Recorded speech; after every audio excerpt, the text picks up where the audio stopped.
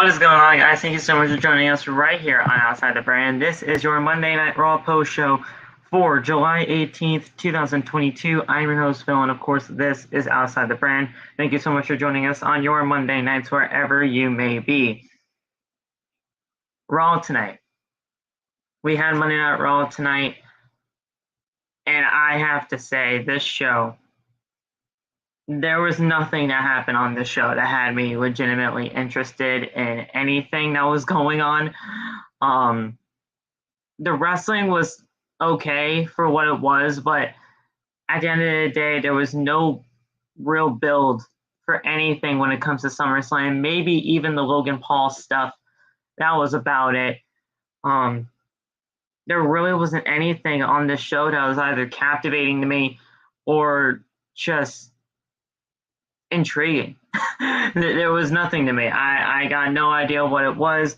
The AJ Styles and Theory stuff, that was somewhat okay. I like AJ Styles. I think AJ Styles, from what he was saying in his stuff tonight, that was okay. The Raw Women's Championship, that is completely dead in the water. Bianca Belair is facing Becky Lynch once again at SummerSlam, so that is just going to be a thing that's going to happen. I don't know if Carmella is going to somehow get involved in that. We don't know. If she is, she's going to be the one to take the pinfall. But yeah, what else happened on the show tonight? We had the KO segment with Riddle. That was somewhat decent. I love Kevin Owens. I think Kevin Owens is great. And I think Riddle versus Seth Rollins at not WrestleMania. It's looking like WrestleMania, but at SummerSlam, I think that's going to be somewhat decent. I think that's going to be a great match for both of them. At the end of the day, I just did not really care for this show. This show didn't really have much of substance. And we are going to go over all of what happened tonight for the Monday Night Raw post show. But guys, I want to thank you guys so much for joining us right here on Outside the Brand. You guys have been absolutely killing it. You guys have been absolutely loving the new intro and everything by Relic and all that stuff. I think it was an absolute pleasure getting to work with him. And now he's even starting his own channel thanks to the inspiration that we gave him. That's going to be absolutely awesome. I told him that if he needs any help, that OTB would definitely be out there if he ever needed help from any of us. And now that we're real good friends and everything like that, I think it's just going to be a great mutual partnership and friendship. And I think that's going to be something great for the both of us. So yeah, we got all of that coming to you guys. Thank you guys so much for joining us right here on Outside the Brand. You guys are absolutely awesome, and we could not thank you guys enough. But we want you guys to continue to support the channel in any way that you can. Hit that subscribe button down below as we are on the road to 500 subscribers before SummerSlam, guys. We're trying to get that. Turn on the bell for all notifications. That way you never miss when we go live. While you're down there, please don't hesitate to hit that thumbs up button down below as well. And while you're down there in the description, you guys can go follow us on Twitter and on Instagram. You guys can follow me on Twitter and Instagram at PhillyMatt_. You guys can go follow all of our TikToks that are all down in the description below. And you guys can go get your t-shirts and many other merchandise that is on bonfire.com right now. Bonfire.com, the exclusive home of Outside the Brand and its merchandise. You guys can go get your t-shirts today. You guys can go get your official coffee mugs and tote bags. I added all of that stuff on the shop just yesterday, so you guys can go pick that up. You guys can go get the For the Brand t-shirt. Yeah, that's right. You guys know how Michael Cole says For the Brand in our new intro. We made a t-shirt on it. Go to bonfire.com. Go get the For the Brand APA style t-shirt. It's on bonfire.com right now. And the official OTB Wolfpack t-shirt as well. You guys can go get all of that and much more on bonfire.com. The exclusive home of Outside the Brand and its merchandise. You guys are going to be directly helping the channel when you do go get some merchandise, and you're going to be representing OTB wherever you may go. The link to the official merchandise store for Outside the Brand is in the description, but as you guys can see here, my guy Aiden, he put the bonfire link in the live chat down below as well. So you guys can go get that by clicking on that link that Aiden provided, and you guys can go get OTB merch and rep OTB wherever you may go. Now, guys, let's get right into the show. We absolutely can't get started right now. You know, like I said, Monday Night Raw. It was left to be desired. This was a totally skippable show. If you guys did not watch Monday Night Raw tonight, you guys did not really miss much. There wasn't really anything to happen on this show tonight that was really of substance. But we are still going to go over everything that happened on the show tonight. And we kicked things off with not a normal way that we kick things off on the show. And that is with Titus O'Neil. Titus O'Neil showed up on Monday Night Raw. And, you know, he is a global ambassador for the WWE. He showed up tonight. And O'Neil says that when he came to WWE, he became a tag team champion and went into the Hall of Fame as a Warrior Award recipient. He thought that was as high as he could possibly go. Now he's reached a pinnacle to becoming a WWE Global Ambassador. O'Neil then gets to represent WWE all over the world, bringing goodwill. They love putting smiles on the faces of people like those that are less fortunate or serving the country all over the globe. And then USA chants sprung out in the arena. Then also they also support causes to support families, health, and the community, that promote family, health, and the community, that helps bring people together to do good, to spread goodwill. That's why they never discuss politics, religion, or divisive. Regardless of your race, economic status, or nationality, this is a place we deserve to have a safe haven. This is a place WWE simply wants to make sure that we all have a good time. So that's exactly what we're about to do here tonight. O'Neil then fired up the crowd and welcomed everybody to Monday Night Raw. This was just a very different opening for Monday Night Raw. I don't know what this was really about.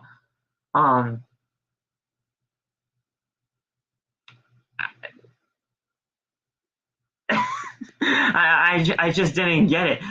This was a very great,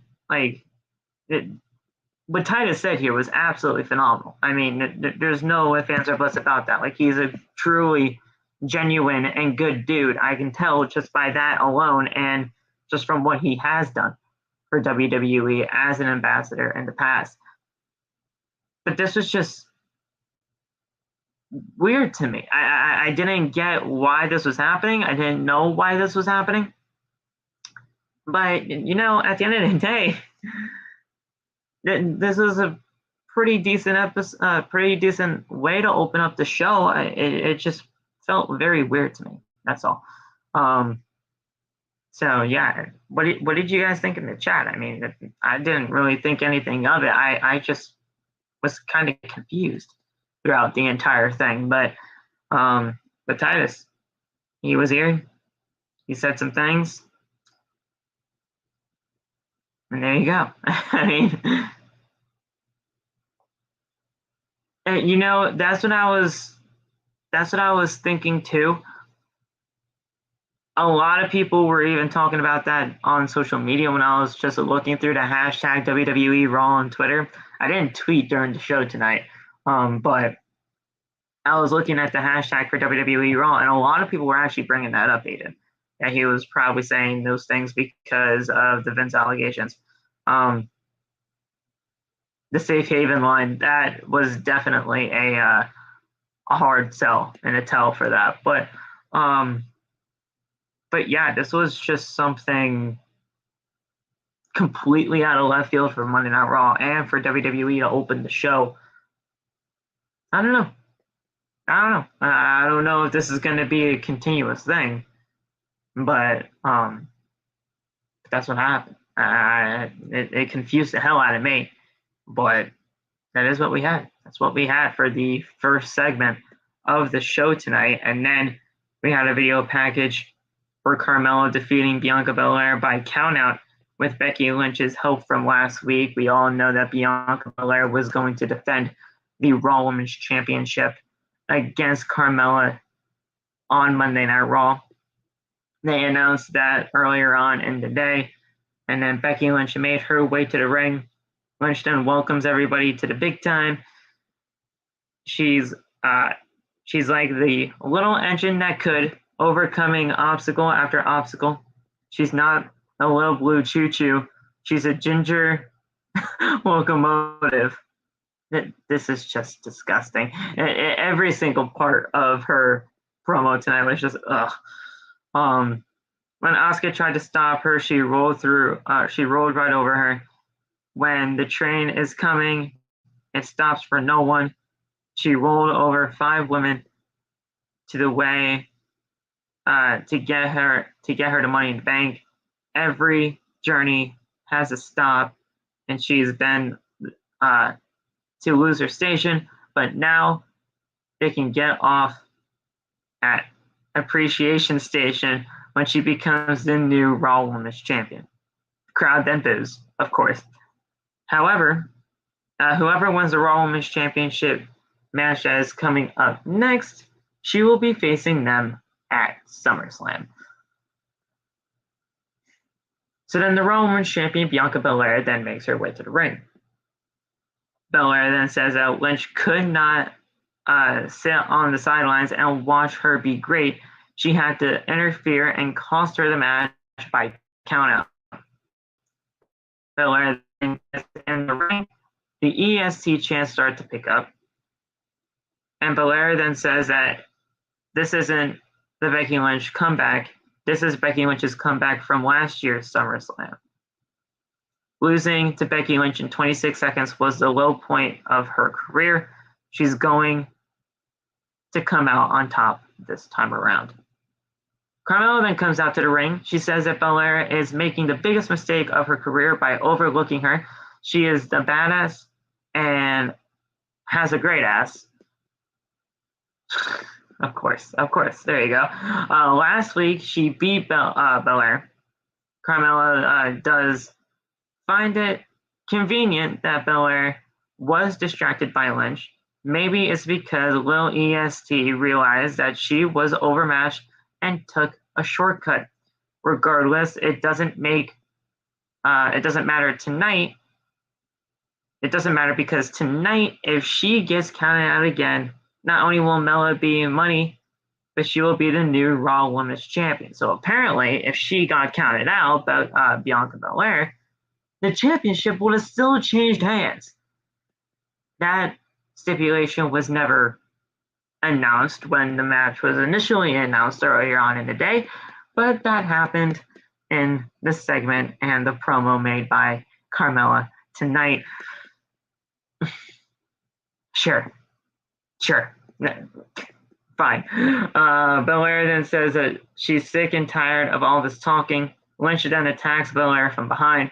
Lynch and Carmella then double team Belair, and Belair tries to fight them off, but Lynch drops her with a manhandle slam, and we head to commercial break, so that way we can get to the match of the Raw Women's Championship between Bianca Belair and Carmella. It's paint by numbers. It's a paint by numbers type segment. It really is. There really wasn't anything to this here.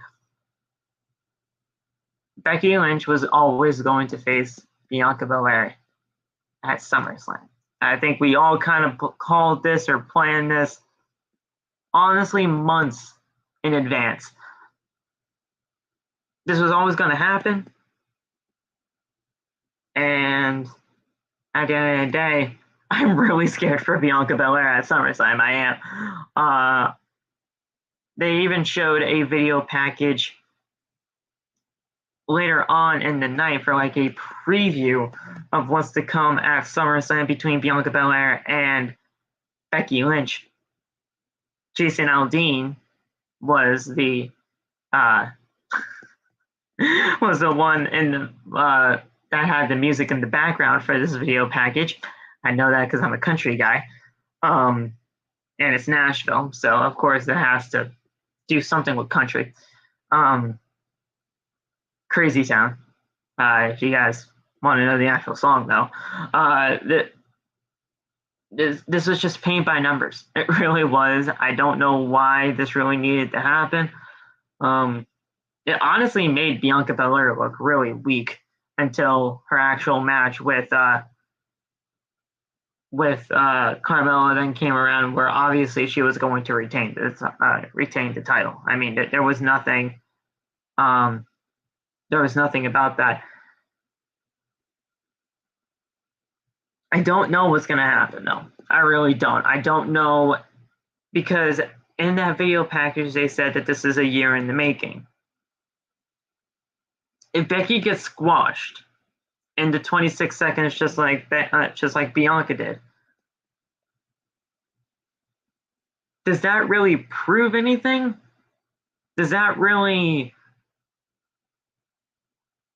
say, oh my gosh, like I've just been vindicated after what happened last year? No, that doesn't do it to me. That doesn't do it for me. I'd rather have a hard-fought match between the two and have Bianca come out on top and take care of the loss from the vindication of actually beating her when it actually counts. I don't want it to be a squash. Why should it be a squash? The squash didn't make sense last year. The squash would not make sense this year. Okay, I shouldn't say that. Squash would kind of make sense this year because of what happened. I don't know. I just wouldn't want it to be a squash. There's no reason why it should. Wouldn't Bianca want to have like a good hard fought like match between her and Becky Lynch to prove to herself that the 26-second loss was an absolute fluke to begin with? Having it be a squash would not be the best idea, because it would not prove anything for Bianca Belair and this championship reign, and it definitely would not help. It wouldn't help any of them, honestly. It wouldn't help any of them. And even if somehow Carmella does get involved in this, there is going to be some way, shape, or form that she is going to be the one to get pinned, whether that's being a new champion or Bianca Belair retained. I think Bianca Belair needs to walk out of SummerSlam as the Raw Women's Champion. I don't think anybody has a doubt about that. Having it be a squash match against Becky Lynch, that's not the right move. That is not the right move, and that should not be in the plans for WWE. What should be in the plans for WWE is actually having a good, solid match between those two women, not having Carmella in the match. Two women are involved in this. Becky Lynch and Bianca Belair. Is it 1 year in the making because of the 26 seconds? Yes, fine. You can build it as that. But you're not going to have a 26-second match again at SummerSlam just by having Bianca Belair squashing Becky Lynch. That's not going to do anything for both of them. It's not going to prove anything for Bianca Belair, and that's definitely not going to prove anything for Becky Lynch, even if Becky Lynch is not the greatest woman right now in the company. There's squash matches have their place. Don't get me wrong. They do have their place. But does it need to fit this story? No. But that's my thought. I mean, I know a ton of people would probably think different of me. I know a ton of people that would probably be like, oh yeah, this needs to be a squash match just to have the vindication. It doesn't. If you have Bianca Belair prove to Becky Lynch in a legitimate hard-fought match. That whatever happened at last year's SummerSlam to 26 seconds, that could be vindicated in way more than just having a squash match. That's it, being done and over with. Because what the fuck did we wait a year for? What did we wait a year for? Just so that we can just have another 26-second match? No. That's not how this should work. But we'll see. SummerSlam, July 30th. 30th, right? 30th. Yeah, 30th. July 30th in Nashville. In Bianca's hometown, which that to me already doesn't smell good for her. But yeah, we'll see where that goes. Just don't want it to be a squash. That's it. So, speaking on to the match at hand when it comes to Carmella and Bianca Belair. So Carmella elbows Belair back and goes for the double chicken wing slam, but Carmella then counters into a roll up into the ropes. Carmella then covers with her feet on the ropes for a 2 count. Carmella then knocks her down again and picks up another 2 count. Belair then shoulders Carmella into the midsection and puts her on the top rope. Belair then backflips off the second rope and catches Carmella attempt at crossbody block. Belair then transitions into a delayed vertical suplex. Carmella then is put on the apron and snaps Belair off of the top rope. Carmella then hits a facebuster for a very close near fall. Carmella then disrespects Belair with a slap to the face, and an irate Belair just grabs her and hits the KOD for the win. Winner by pinfall, and still your Raw Women's Champion, Bianca Belair. Then Becky Lynch gets into the ring with the Raw Women's Championship in her hands. She holds the title up like she is the champion. Belair then wants to get the title from her, but Lynch drops it at her feet and walks away. That was disrespectful as all fuck. That reminded me so much of Becky Lynch, Charlotte Flair, champion, dropping the title, just being an absolute dick to one another. Dropping the title and making a fucking fool out of yourself. That shit was disgusting. This was the exact same thing. I despised it. It was disgusting.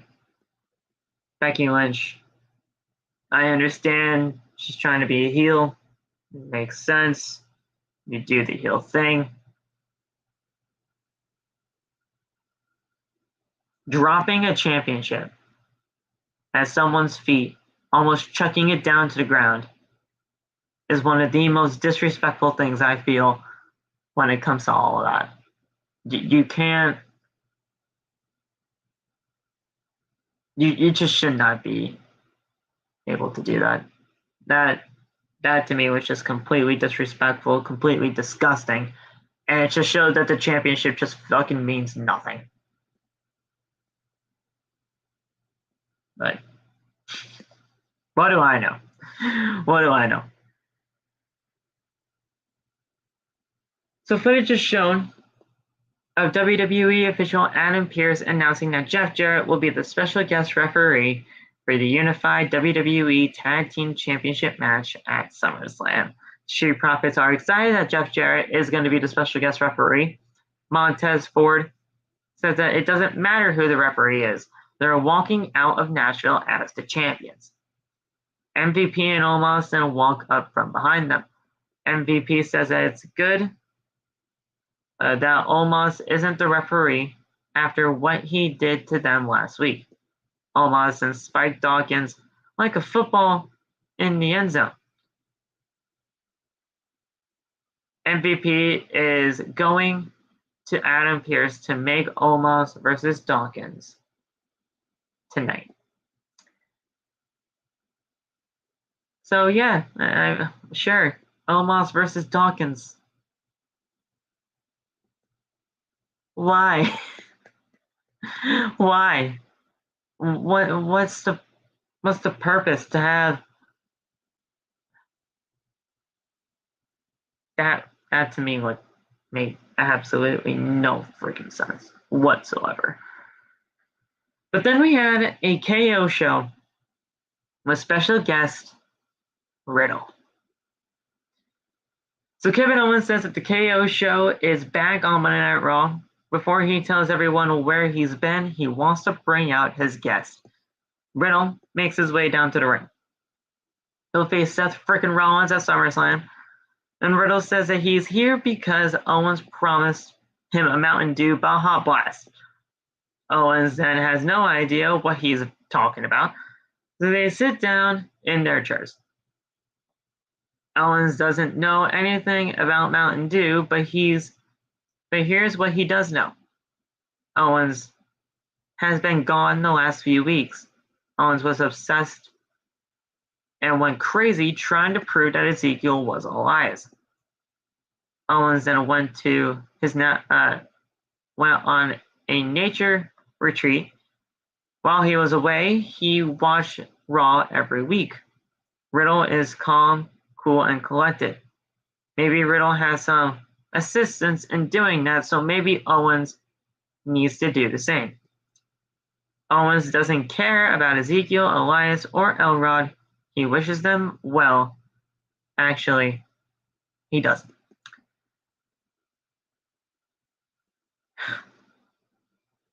I love Kevin. I do. I just don't. I just didn't care. I didn't care for this until what happened with Rollins and Riddle.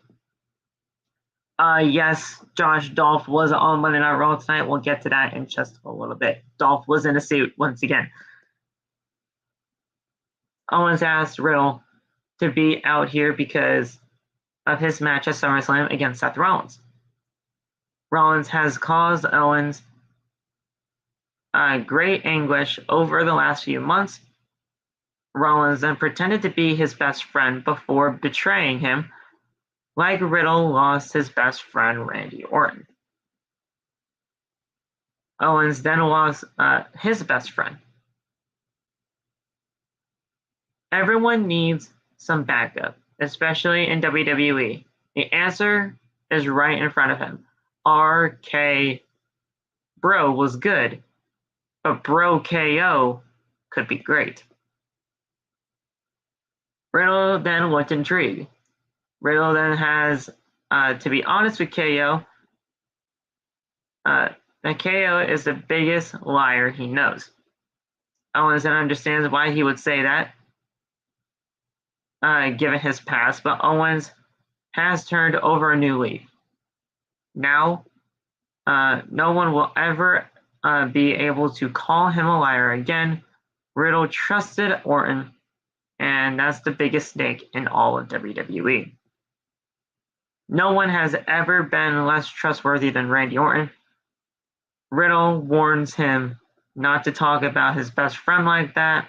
Riddle gets in Owens' face. Then the music of Burn It Down is heard. Burn It Down was heard on the PA system, but the music doesn't start. Owens then says that he had nothing to do with that. Then the music actually does start. So Riddle looks to the stage. Seth Rollins then attacks Riddle from behind, hits him with a stomp. Then Rollins throws a chair out of the ring and hits Riddle with another stomp. Rollins then celebrates over the broken body of Riddle.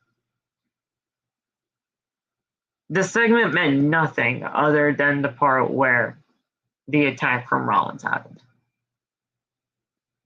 I understand what they were trying to do, but they made Riddle look like an absolute fucking idiot here. They did. The whole Burn It Down to get him distracted, to make, oh shit, he's coming out. And then it didn't. And then It plays again. He's like, oh shit, he's coming out again. And then he does. Come on. Come on. What are we? Like fucking 5 years old? That made. Oh boy. Oh my god. This. Why do people have to look like idiots on Monday Night Raw when there's something completely. You can completely tell what's going to happen.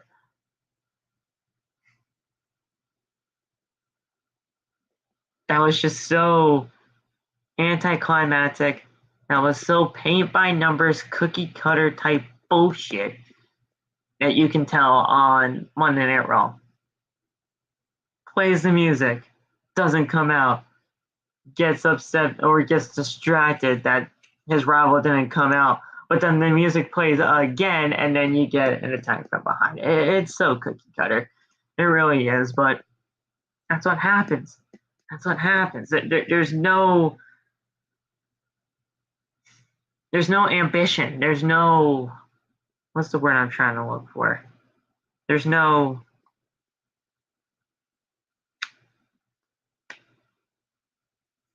not that. I don't know what I'm trying to say. It's so paint by numbers that like you can't even think about them trying to go outside the box. You can't even think about them going outside the norm of what they already know, because what they know apparently works to them, and that's what they always go by. They don't try to do something new, because if they try to do something new and it doesn't work, then we're just going to come back on here and say that it didn't work, and we're just fickle as enough as it is. But regardless, we want them to try to do new things, but then they just continue to do the same stuff over and over and over again. And that's why we get mad. And that's why we complain.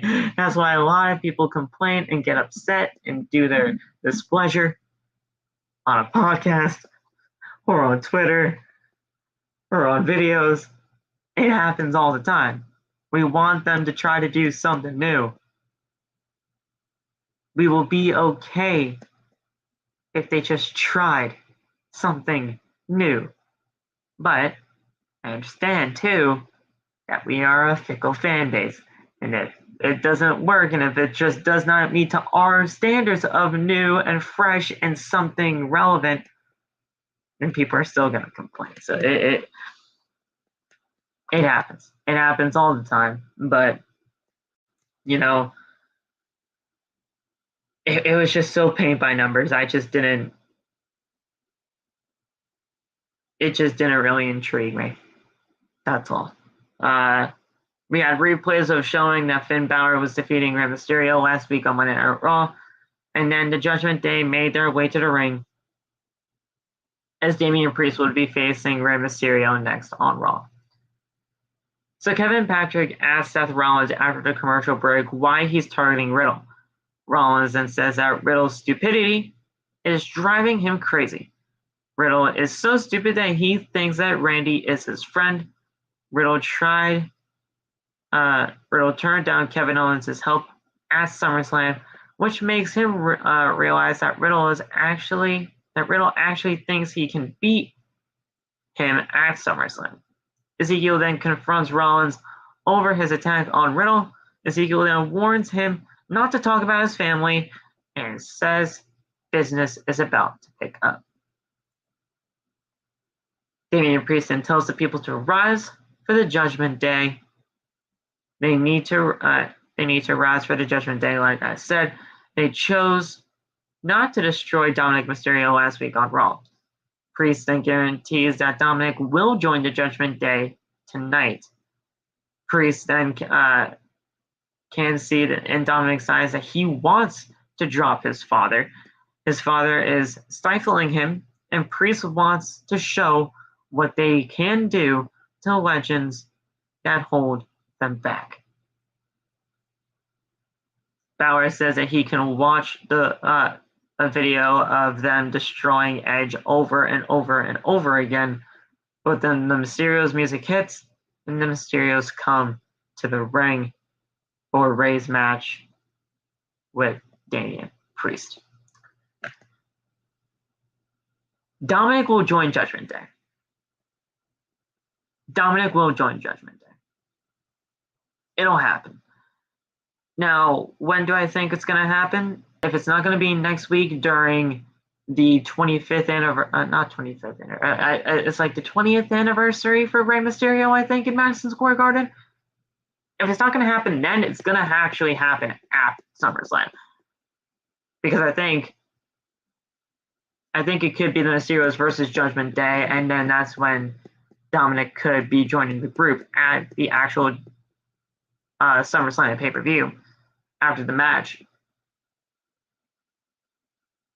But if it's not at SummerSlam, it's most likely going to be happening next week in the anniversary show at Madison Square Garden. But we'll see where that goes.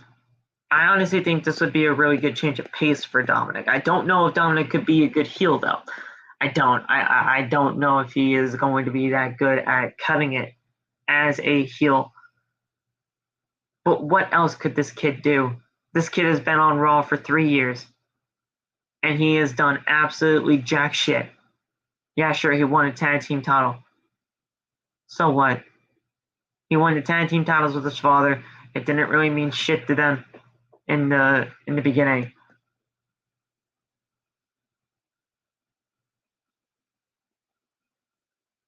It's not going to work. I don't know if it's going to work.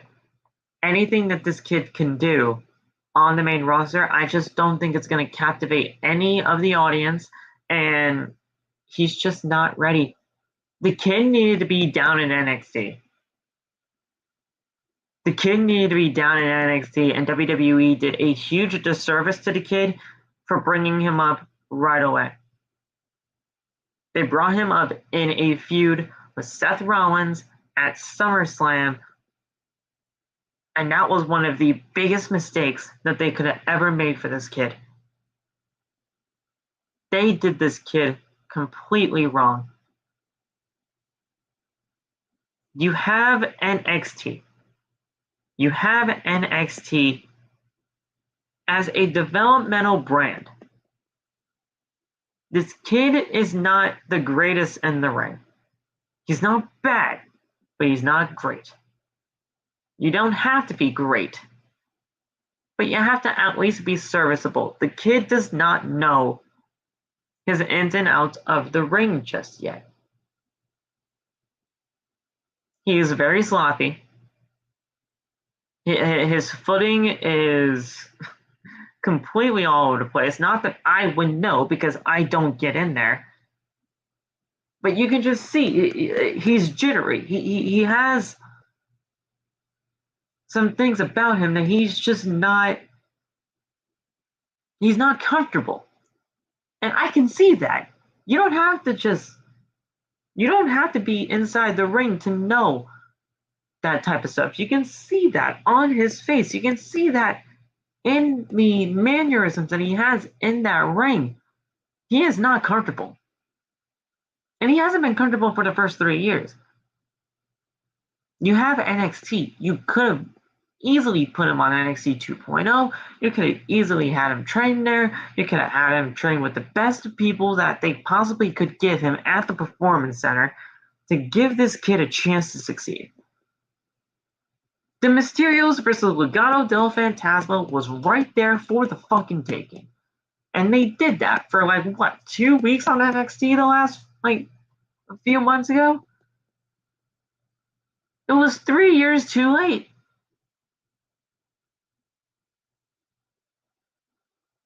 They had their fucking chance with Dominic, and now Dominic is in a crossroads of his career right now to where they don't know what to fucking do with him, so they're going to try to pair him up with Finn Balor and Damian Priest and see if it fucking works, which it won't.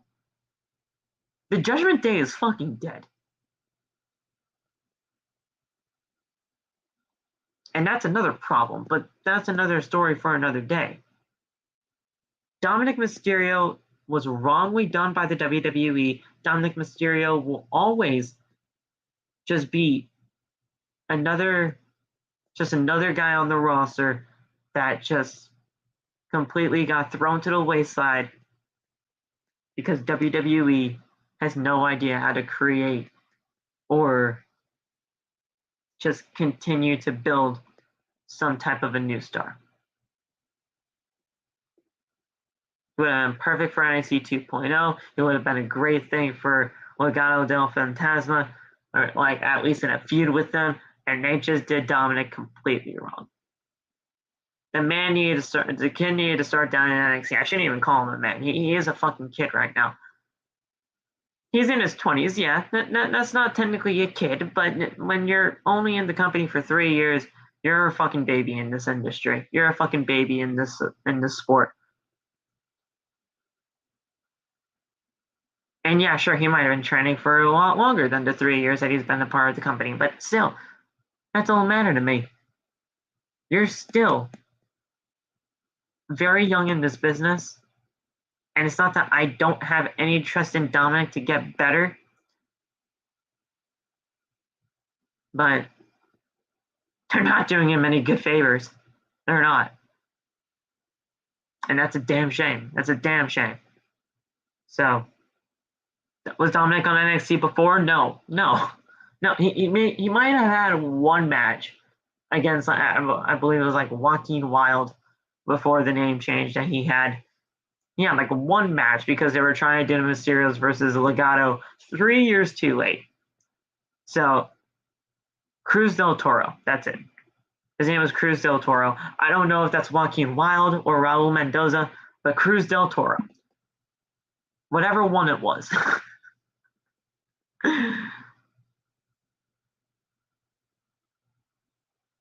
Judgment Day is dead. Dominic is practically dead. And it's a damn shame. It just is a damn shame because the kid could have been something.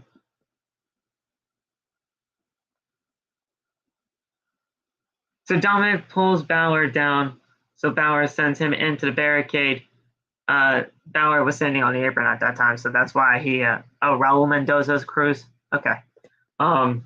Okay, so you had a match with Raul Mendoza before the name change, and that's what happened. So Dominic pulled Balor down from the ring apron, and then Balor sent him into the barricade. Then Rey Mysterio baseball slides Balor into the barricade, and Mysterio goes for the 619 on Priest. But Priest then super kicks him down for a very close near fall. Priest then goes for South of Heaven, but Mysterio then counters and sends him into the ropes. He connects with a 619. Mysterio then goes for the sitting senton, but Priest catches him. Priest then hits a crucifix powerbomb for the 1, 2, 3. The winner by pinfall is Damian Priest. Priest then continues to attack the Mysterios after the match. Balor then grabs some chairs and sets Rey in a concerto. Priest then says that Dominic is going to join the Judgment Day or they're going to take his father's head off. Dominic then runs in to protect his father and agrees that he will join Judgment Day. Priest then says that it doesn't work like that, so Balor then attacks Dominic with a chair. Rey then escapes the ring before they can hit him with a concerto.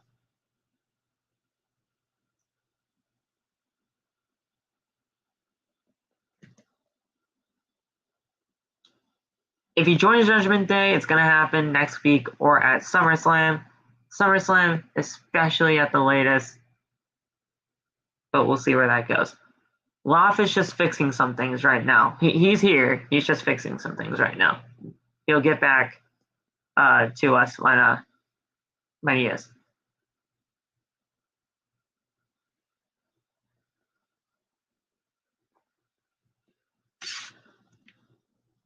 So yeah, I'll just keep the screen on there. I was gonna say I'll put him backstage, but I'll just keep the screen here. So replays are shown about what Seth Rollins did to Riddle with the 2 stomps that happened earlier on in the night. Then Seth Rollins' music hits for his match. There he is. There he is. Oh. We were just talking about you. Hello, people. What happened? What I do? You pretty much, I'm pretty sure you probably heard everything that I was talking about with Dominic and that entire ordeal and pretty much what I've been saying about Monday Night Raw so far. Yeah. They did a terrible disservice for the kid. I legitimately told you everything that they really should have done with the kid for Dominic, and they just completely done nothing about it that actually makes somewhat of sense. And now it's their fault that this kid is failing on the main roster. They have one chance to do this, and if they don't do it right, we're not in trouble. Dom's in trouble. They have one shot to do this, and you can either do it next week or you can do it at SummerSlam. I prefer you do it at SummerSlam, but you have one chance. You mean Dominic turning? Yeah. Okay. Yeah, everyone was clamoring for this as soon as Dom got here. So, all right, this is your chance. You either do it now, depending on when Edge comes back and whatever he has to do with this. Cause I feel like he still has something to do with this, but yeah, he might be on Ray's side. I'm not sure, but however this goes, I assume it happens at SummerSlam, and then we can just hopefully that involves like an improvement arc for Dominic, not just him treading water, So. But I do kind of want to just go back real quick. I don't know why my PlayStation's beeping right now. But the Owens and Riddle's KO show thing, that wasn't really anything for me other than what happened after the fact where Riddle got attacked by Seth Rollins. That's going to be a great match for SummerSlam for both of them. It just did not really captivate me because it was just so cookie cutter, knowing that they play the music at the beginning to get him faked out, to get him distracted, and then they play it again, distracting him one more time so that the attack can't actually happen. It was so cookie cutter to me. I don't know if it felt that way to you, but they always just have to make some people look absolutely stupid. And with Riddle, I kind of get it because of, fucking drugs and high situations, but it didn't captivate me, even though I think the match is going to be great at SummerSlam. Yeah, they're just doing stuff. I don't know what their objective is. I never know what their objective is. Yeah. They're just doing stuff and hoping that something works. I don't know why. I was confused. I didn't know what I was going to gain from the conversation. It was just watching them talk. I didn't care any about that. So it was just I don't know. This show had so much stuff going on, but all of it felt flat. So it just felt like I was watching like a reoccurring take of just people. This was just weird to watch. I didn't know what I was supposed to gather from it. And then, we had the fucking, well, I want to talk about the women's championship match a little bit because obviously Bianca's going to retain. But do you think that we actually get Carmella involved, even if it was technically already confirmed that we're going to get Becky and Bianca again? Do you think Carmella somehow gets involved again? I hope to God. Maybe there's a triple threat. I hope to God no. He's had 2 women's championship matches in a row. I hope to God not. Just end this Becky thing once and for all, and then move the hell on so Bianca can do something else besides go back to Becky and Carmella for her whole championship run. Did you hear my little rant on how I just don't want this to be 26 seconds? You don't want it to be 26 seconds? I don't want it to be a fucking squash, no. Why? I think that would be absolutely pointless for the story. Yeah, sure, you had last year, the 26 seconds. Bianca Belair loses in 26 seconds. Fine. But now this is apparently 1 year in the making, just like apparently Brock Lesnar and Roman Reigns. That's like 9 years in the making. I would want Bianca Belair to actually fight like a true champion, get like an actual vindication in a hard, good fought match instead of just having a squash match, because then after all of this, we just waited a whole fucking year from one SummerSlam to the next just to get another 26-second match. To me, that just does not fit right, and to me, that doesn't fit. Oh yeah, well, fit the character of Bianca Belair, whatever people want to say about it, but it just does not fit well with me. It wouldn't do anything for Bianca. It definitely wouldn't do anything for Becky. I can't believe I'm defending Becky and all of that, but like, it's not going to do anything for Becky when it comes to, oh yeah, I'm just going to lose in 26 seconds just like I beat her last year. No, that doesn't work well. If you're going to have Bianca Belair get the vindication for the 26 seconds, I would want her to actually have a good hard-fought match saying, yeah, this was a fluke all along. If you actually had me in a good prepared match, let's go, let's get ready to do this thing, then the vindication would be sought out for. And then you can actually have Bianca Belair get the vindication that she wanted for the 26 seconds, get a good championship reign out of it, and get the fucking feud over with. You don't need to have it be 26 seconds, because if it's 26 seconds, why did we wait a whole other fucking year for this? That's how I felt about it. If this is a squash match to me, waiting a whole entire year to do this thing was a complete waste of time.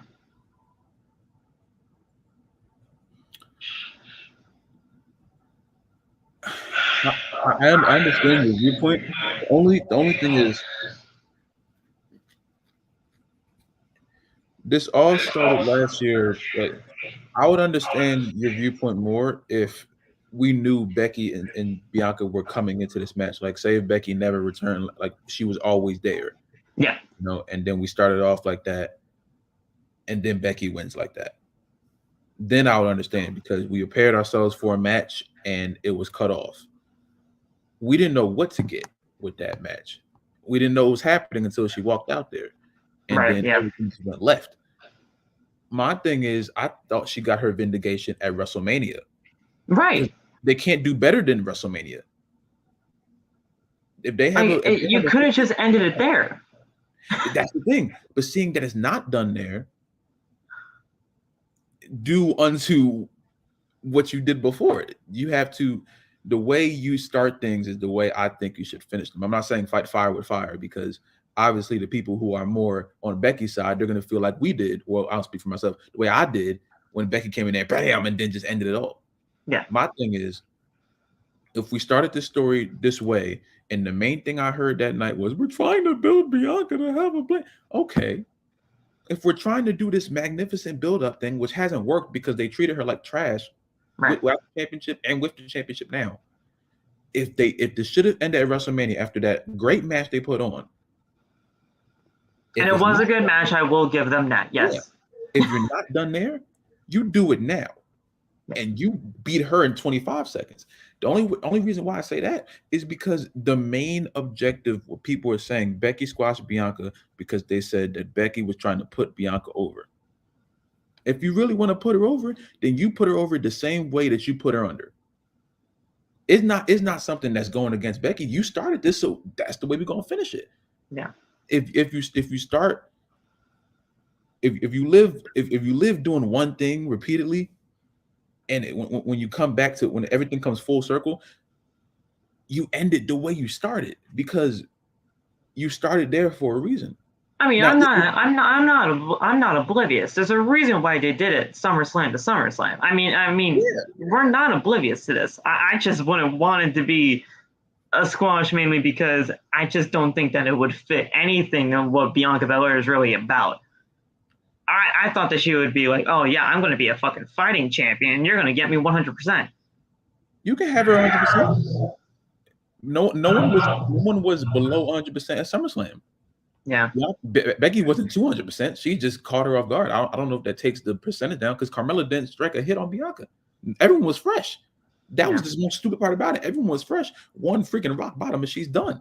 So if you started off this way, and the main objective was to make Bianca this huge star, then you make her the huge star. Because even if they do have a match, a 20-minute match at SummerSlam, people aren't going to care, because the WrestleMania match was better, and that was her true vindication that should have ended there. Right. Two, we have other things to go about besides Becky and Bianca. So the one thing that Becky has been holding over Bianca for a year is her squash match. So get your get back. You get hit back. You get hit them back. Done. Nah, yeah. That's the only thing. I understand that point too. It's a double-edged sword. It really is, because some people would want to have the squash match just to get the vindication from what happened 26 seconds 1 year ago.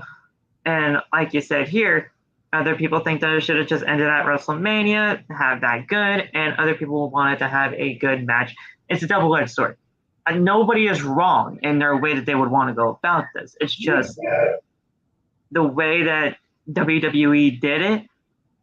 There's a reason why they did it SummerSlam to SummerSlam, and that's just what we're getting here. Unless they put Becky over.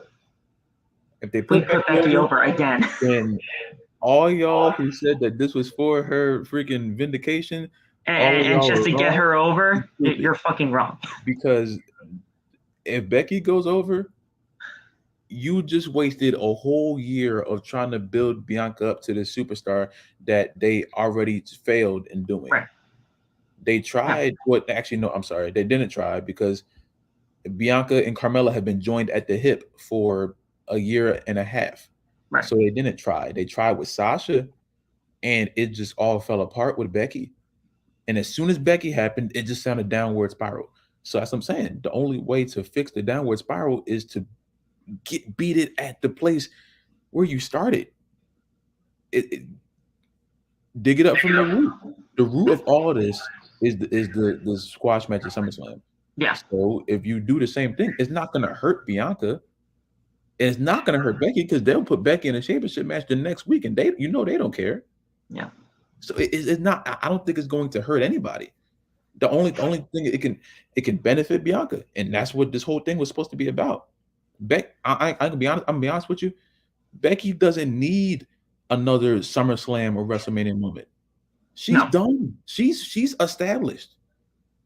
That's my issue. I don't like when the established stars keep beating it over the head with the stars that you're trying to get over and the stars that you're right there with. Bianca's been right there for so long, but they're so infatuated with Becky and Charlotte and all that shit that they are too blind to see that they have another star right there. So if they were really committed, because people were genuinely telling me that Vince McMahon wrote on at SummerSlam, Becky wins, and then a year later, Bianca wins the same way. And we're writing that. If that's what y'all said Vince wrote, if that's what y'all said they wrote backstage, then let it happen then. Because if they have a match at SummerSlam and it's 20 minutes, no one is going to care. They're probably going to tease the freaking thing that they did at SummerSlam when she rock bottom her once and then they almost got her again. Ooh, they're going to do that again. They can't do better.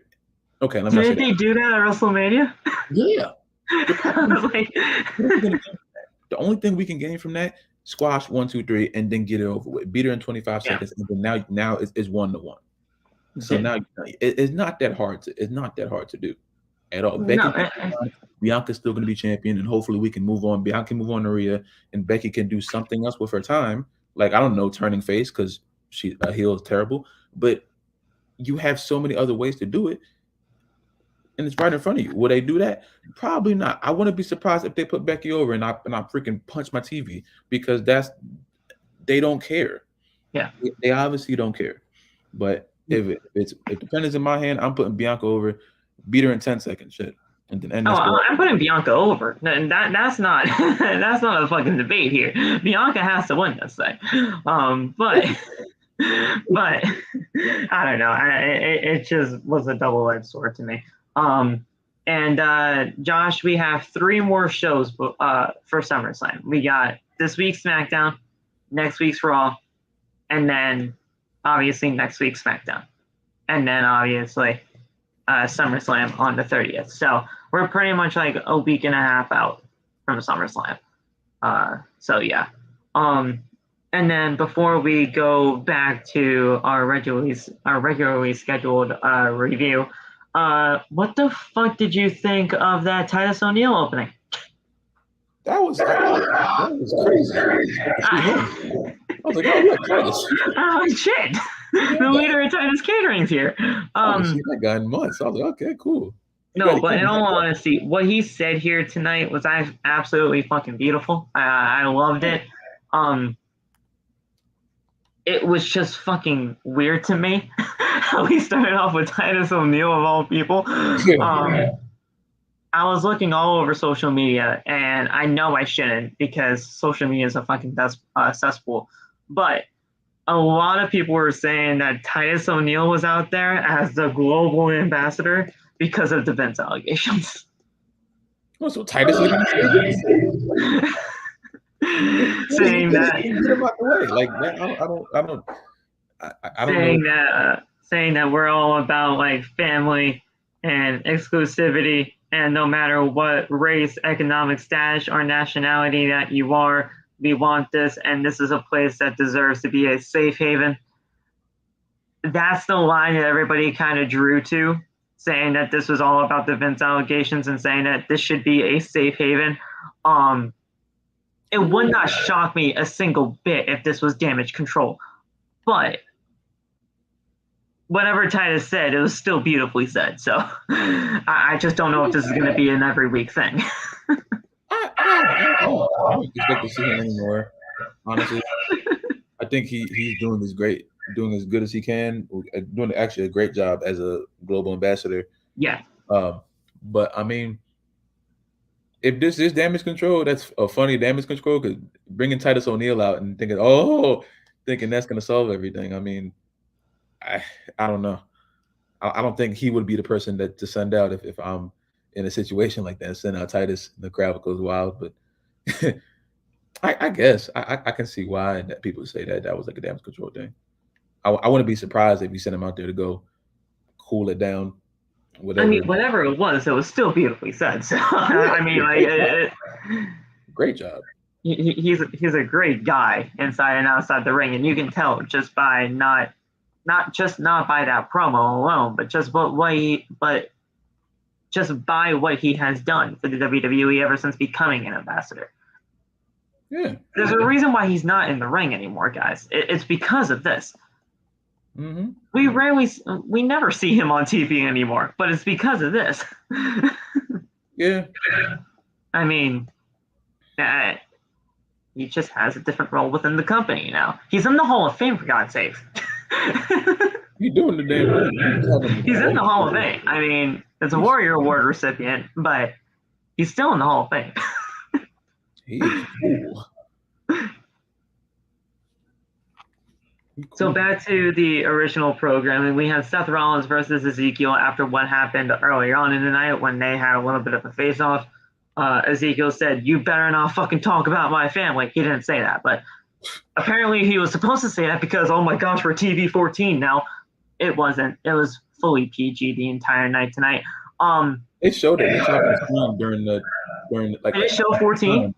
Yeah, no, they showed TV PG. A few times during the night. It's like when it come back from commercial, they showed it for a few seconds. It was still TV PG. I was watching. I never saw like the actual top left corner for TV part, so I was like, oh shoot, I don't know, but this was totally PG the entire night tonight. There was nothing 14 about this. It should have been Seth fucking Rollins, and it should have been don't talk about my fucking family, but no, they didn't do that. That's funny. Just imagine Greg Hamilton saying, Seth fucking Rollins. That's what I'm talking about. Go all the way. Yeah, if you're gonna do it, go all the fucking way. Seriously. It's fucking Raw. You should have had fucking I would have lost if Vince came out there. Wait a second. No, that's Gordon Ramsay's fucking line. You should have had Gordon Ramsay be the lead commentator of the night tonight for TV 14. It's fucking Raw.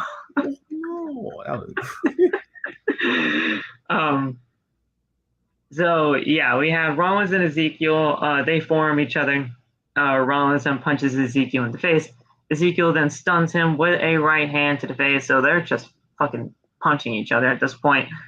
Rollins then hits an overhead kick to the temple, and Rollins goes to the apron and knocks Ezekiel back. Rollins then goes for a springboard knee, but Ezekiel then hits a high knee out of mid-air for a very close near fall. Ezekiel then goes to the top rope, but Rollins counters it with a superplex into a Falcon Arrow. I love that spot. That spot is always fantastic. And that's a close near fall. They continue to go back and forth until Rollins hits a stop out of nowhere for the win, and Rollins wins by pinfall. This was a good match, though. Like, this was a damn good match between Ezekiel and Rollins. I don't know why this was happening to begin with. I understand it's like for his fucking family, but out of nowhere, Ezekiel and Rollins have a good match. Not bad. Anything, but After work, I didn't care of it. It doesn't mean anything. It was a good match. I was watching it. And I made a video. I was like, "You need more enthusiasm in the count." I was like, "I don't care. I don't care. Why did I don't?" I was tired at that point. I don't care about Rollins and Ezekiel having a match. I really don't. Yeah, it didn't mean a single thing, but it happened. So there you go. I'm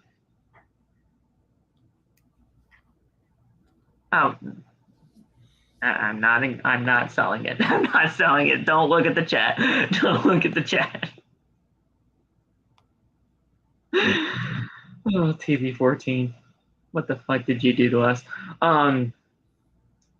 Unified Tag Team Champions, Usos, backstage with Omos and MVP. They're excited to see what Omos does to Angelo Dawkins tonight. Come back from commercial break. Next week we are in Madison Square Garden. We also celebrate the 20 years of Rey Mysterio. Like we said, if there's Dominic, if the Dominic heel turns happens, it should happen there or at SummerSlam. That's it. Yeah. That's it. Josh, we didn't sell it for a reason, but that's okay. He's like, okay, I'll stop. No worries, bro.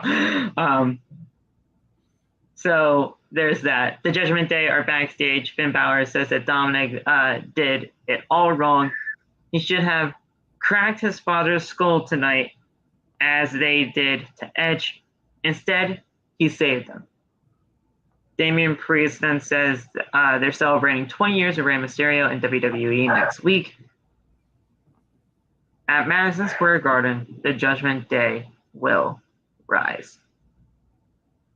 You know, I was thinking about this for a second. We just had John's. Was it 20 or 25?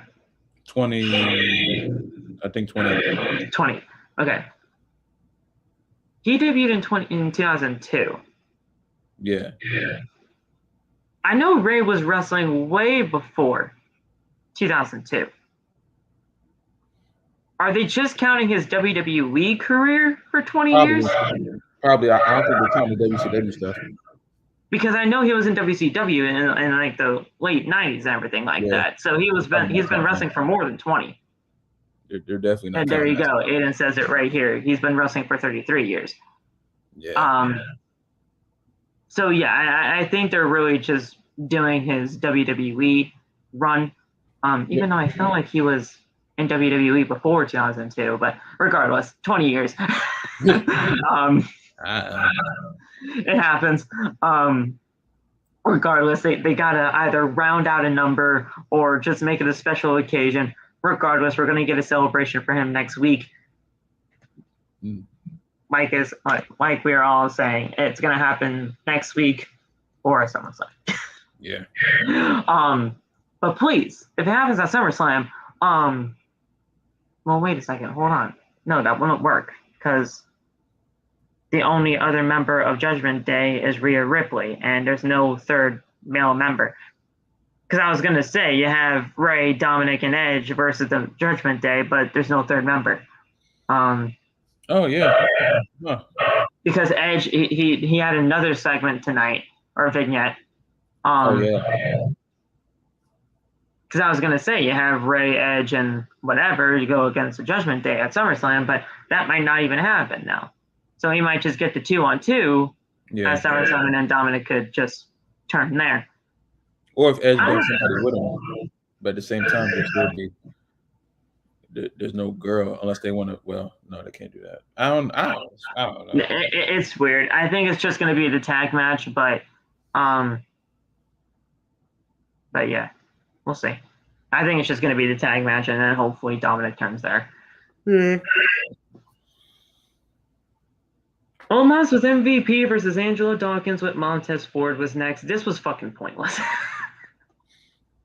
I was on live with Megan and the Wrestling Bros. We missed that match because we were just talking.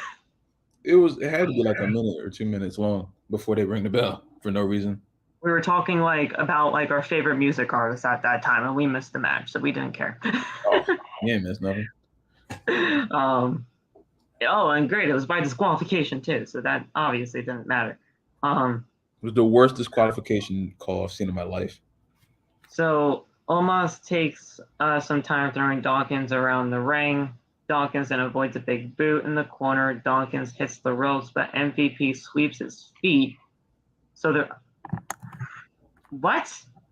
Yeah.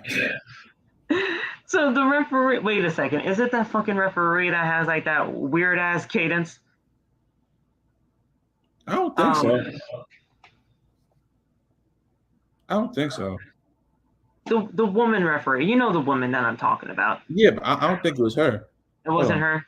No, it was some other dude. No. It was it was a guy. Okay. Because you would be calling a disqualification for that. Some other dude. But yeah, just sweeping the leg caused a disqualification. That's ridiculous. And then Adam Pearce came out and said, "Oh yeah, tag team match, Omos and MVP versus Street Profits." This was okay. Oh, and then disqualification again. Fuck. Yeah. Okay, Street Profits kick Omos in the knees. And hit a double super kick. Ford then hits a frog splash, but Omos kicks out at 1. Ford is stunned. Ford then goes to the top rope, but the Usos then attack, and the referee calls for a bell. Okay, so the Usos.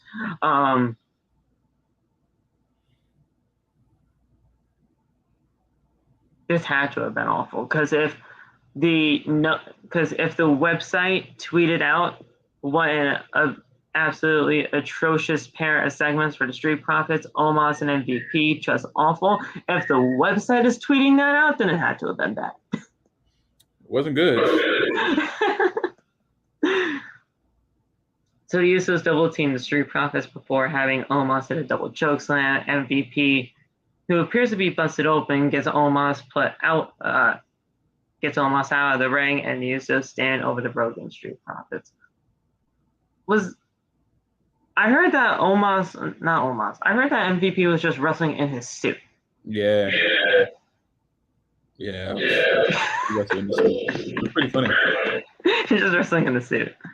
You know how hard it has to be wrestling with a suit? He looked weird, but I mean,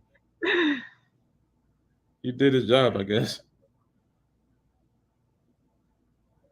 So Sarah Schreiber is backstage. Veer Mahan. Oh, Veer. I missed Veer. Okay. He attempts to intimidate her and walks off. The Miz, then, who is her guest, says that he thinks Veer likes her. Great. Great. Now we're just going to have an interacting storyline between Veer and Sarah Schreiber, just saying, "Oh my gosh, we're going to get together." Oh, Would not shock me. Would not shock me. It's TV 14, right? I mean, come on now. I don't want to see that. I'm cool off that. There's just going to be a running joke here. It's like, oh yeah, it's TV 14, right? Still PG. Miz says that he hopes that Logan Paul is going to withdraw his SummerSlam challenge and become his tag team partner instead. If he doesn't, then Logan Paul will be his enemy. Oh, boo. Boo. That's such a great line. It's killing me right now. Logan Paul's going to be my enemy. Okay. I'm still going to stream. This show just makes me tired. I'm sorry. This show is just absolutely terrible. We're almost done. We're almost out of here because this show was not good.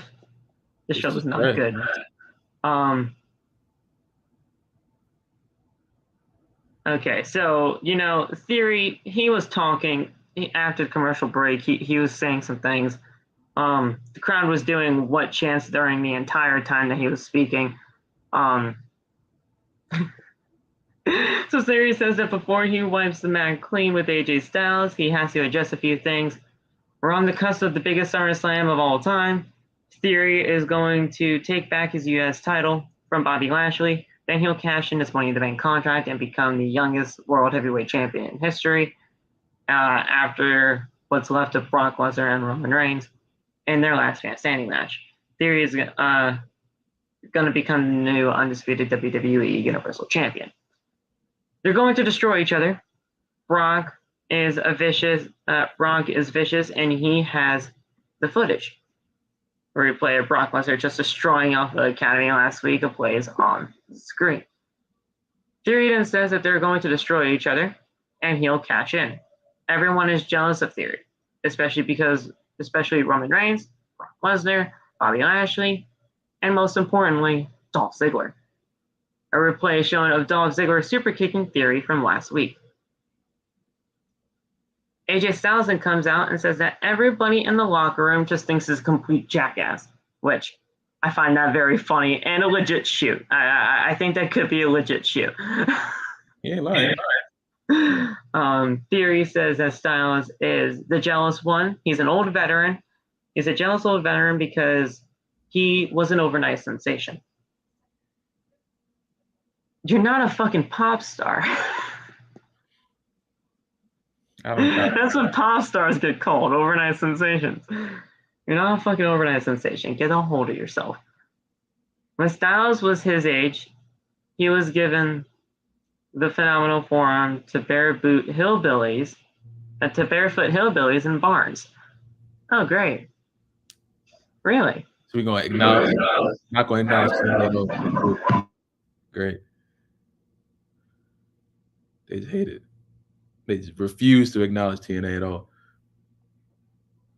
Oh, what? You think they're going to acknowledge TNA? They didn't acknowledge TNA when Mickie James was in the Rumble, did they? They didn't acknowledge TNA when Mickie James was legitimately wearing the Knockouts Championship to the ring, did they? Nah. They didn't do shit. They're not going to acknowledge Impact. Oh, and by the way, Forbidden Door. They're working with Impact. Where has anybody else been? Where have they been? They ain't working with shit. They aren't working with anybody. That was a one-time partnership, and that partnership only benefited WWE, not Impact. We won't get that until Triple H is there, so something equivalent. Sorry. Dog's just going crazy. And I just took him out like an hour ago. I might have to take him out again, though, so I'll be right back. Okay.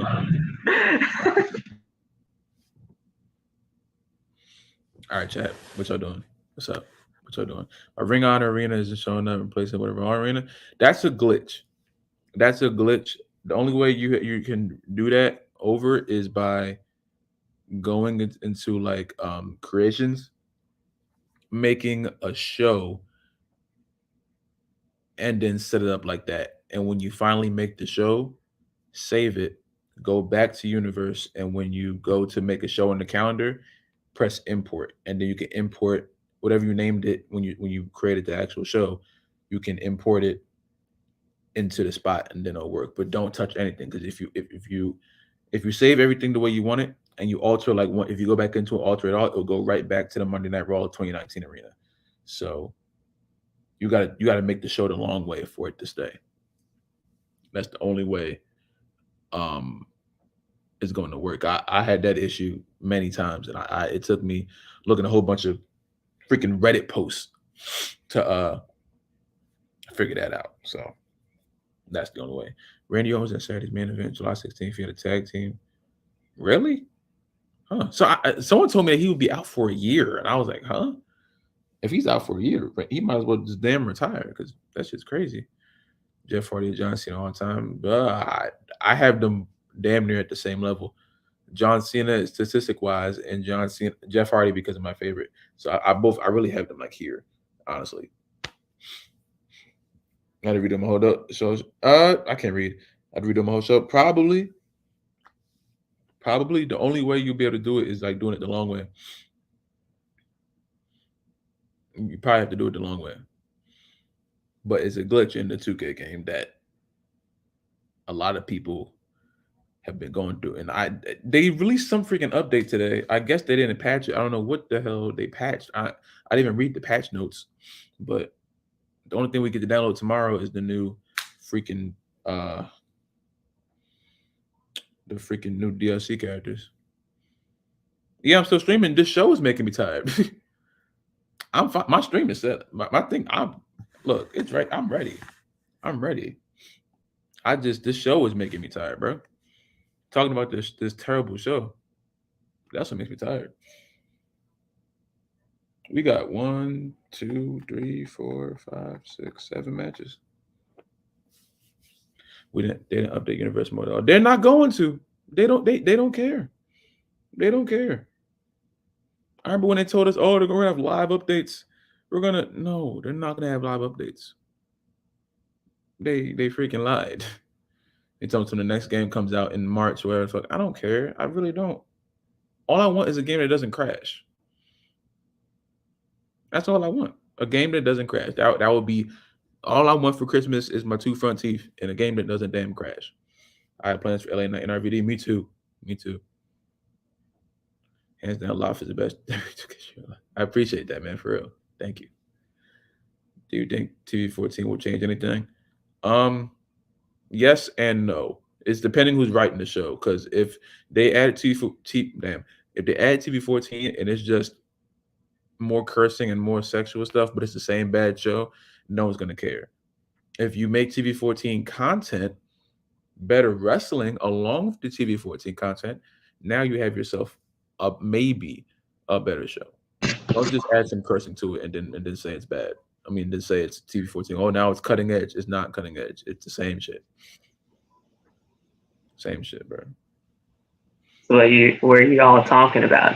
I heard TV 14, but I heard something completely different when I first stepped away. So what the hell was that? No, Marquise asked me if I think that TV 14 will change anything, and I was like, yeah, no, probably not, unless creative changes too.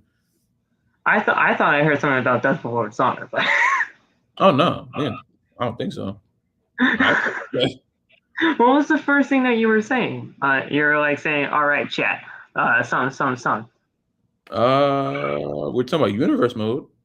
Oh, you talk about freaking when Ring I first of stepped Honor. away. His Ring of Honor. I think Aiden's Ring of Honor arena, when it worked because of that glitch, it keeps going back to the Raw. Oh, the Raw 2019 arena? Yeah. Okay. I was like, wait a second. Yeah. I thought I heard something Ring of Honor. I was like, whoa. Okay. But we will be doing Ring of Honor, Death Before Dishonor, like a review of that, because that show is going to be fucking fantastic with Samoa Joe and Jay Lethal for the TV title, Wheeler Yuta, and Daniel Garcia for the Pure Championship, Jonathan Gresham and Cesaro and fucking Claudio Castagnoli. That is going to be delicious. I know, right? Oh my god! For the Ring of Honor World Title, and then we also got Mercedes Martinez versus who is it? Mercedes Martinez and fuck. I'm on her side. Well, I'm a part of Mercedes too. I mean, she's from Waterbury, Connecticut. I mean, come on now. Oh, they're coming to WWE Live is coming to Connecticut. I saw it. I know. I was like, oh look. I know. I saw that. I was like, oh shit. One of their house shows, I think. Serena. Yeah. It is Serena. Serena. That's it. That's gonna be a fucking banger. Freaking love Serena Deep. Wait, where are they gonna stream it at? The same thing as just like usually AEW pay-per-views. Oh, okay. So like either Bleacher Report, BR Live, or anything like that when you get the AEW pay-per-views. Okay. Or you can do it just like like a lot of people do it now on Wrestle Talk. I don't know nothing about that. Just ask Nate. Just ask Nate. Just ask Nate. What that is. Oh. I spent $50 on damn Forbidden Door. $50, man. I want them to get a streaming service so bad. I thought it'd be on HBO Max by now. I know, right? That's what the first like rumors were about, like saying for Death Before Dishonor. Oh yeah, and FTR versus Briscoes 2 out of 3 falls. That's gonna be something too. That's gonna be come on, like, this shit's gonna be so good. That's gonna be something. Oh my god. and that's this Saturday. Should be good. Back to Raw, sadly. Back to Raw. Fuck. But yeah, this is gonna be something fantastic. We then had Theory versus AJ Styles. Wasn't bad by any means. I love AJ Styles. I think AJ Styles is fucking fantastic.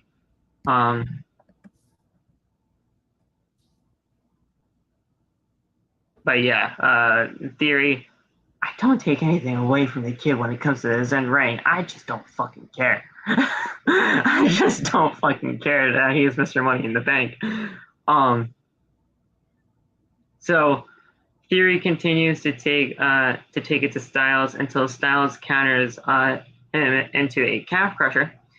Theory then quickly calls to the ropes. At this point, Dolph Ziggler was sitting in his chair, in his suit.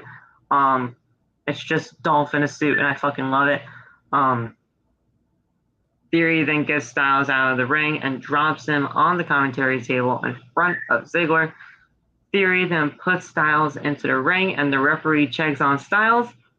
But Ziggler gets up and fucking super kicks him to oblivion. He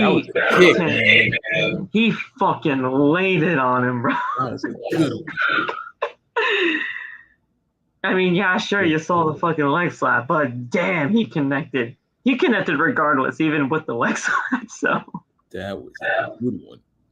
Oh, but Dolph Ziggler's going to get fined $5,000. So there you go. Well, it's because leg slaps are banned. Remember? That's so stupid.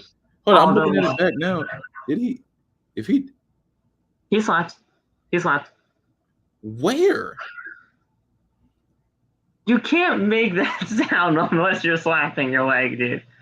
Dog, I'm looking at this right now. The way the camera, I guess that's really good camera angle. I can't see. I see his hand here. I don't see a slap at all. There's no.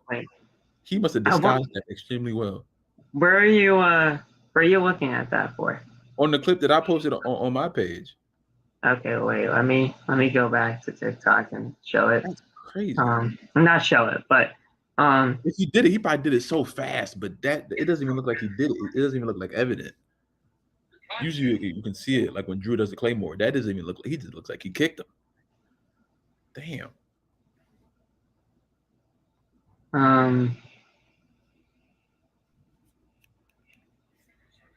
Wish you can just.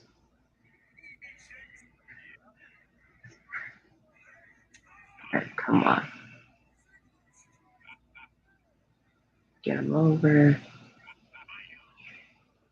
Come on. Blasted it.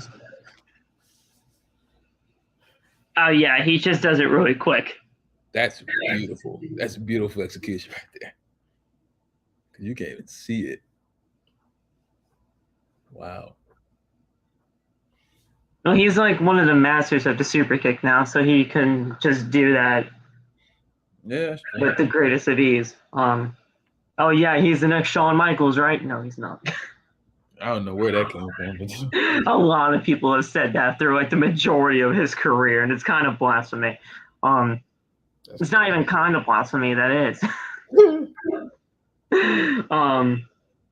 But winner by countout regardless after the Ziggler super kick, AJ Styles. I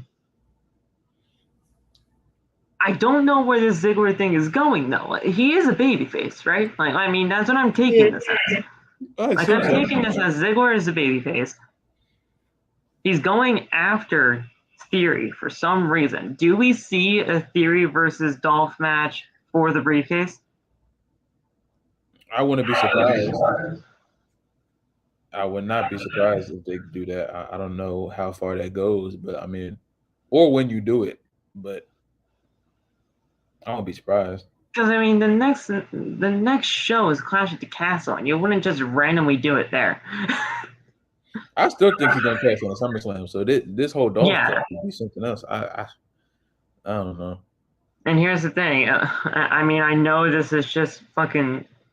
I love Dolph. Don't get me wrong. I think Dolph is fucking very underrated for what he is, and I think he can honestly still be doing something now. But I've been seeing it all over the place lately that whoever you just need to get put over, call Dolph Ziggler.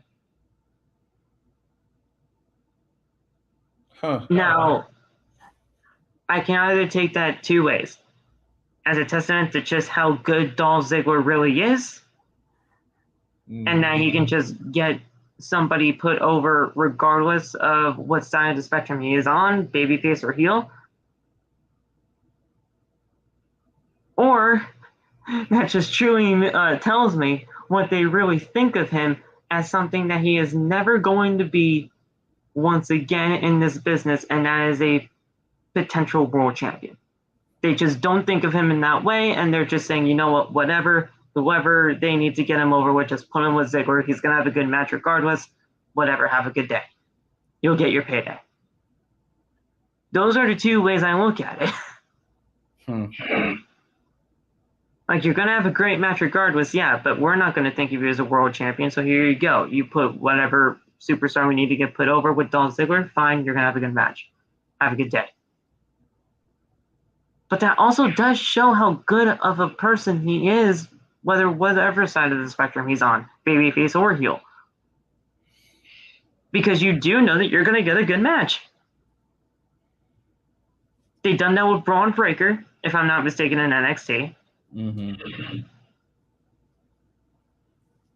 I know they've done it with others, but that's really the most recent one that we can really go based off of. Yeah. I don't know. I like Ziggler. I do. And I think that Ziggler should have been a multi-time world champion. I think he's only like a one, if I'm not mistaken. I would if freaking Dolph beats Roman, I will lose it in here. Well, that's what I'm saying. Like, if this is for the briefcase and Dolph Ziggler somehow wins this thing, and he cashes in on Roman, I mean, keep in mind, that's not a new story by any means, but still, everybody would fucking pop. You just put him at the top of the game. Just randomly, out of nowhere. Where the fuck is Rude? We have no idea. But... Yeah, well, I don't know where Bob is. About that. He's a 2-time world champion? When the fuck was his second? I don't know. I don't remember one. I don't even remember the cash in after WrestleMania. Yeah, that's Bertha, right? Yeah. That's the only one I remember. His first reign was short because he lost to Edge the same night. When was that? Oh my, that was a while ago. Oh. Wait, when was that? Oh. That was a long Was I watching during that time? What year was that? It had to be 2009. It had to be 2009. I think that's when Vicky might have gifted him the belt and then Edge beat something like that.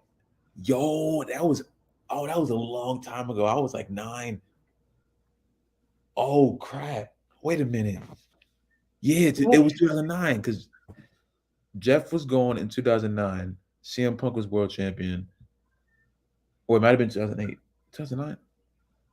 I found Dolph versus Edge at the Rumble in 2011, but... I feel like this happened on a SmackDown.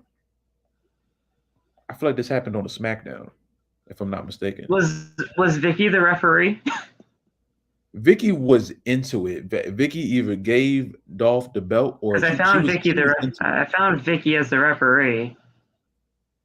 And then she got injured apparently. But then fucking, is that a fucking Green Bay Packer? Now I remember now. Is that a fucking Green Bay Packer? What? Who the fuck is that? Who is this? Wait, hold on. Clay Matthews. That was a Green Bay Packer. Oh yeah, Clay Matthews.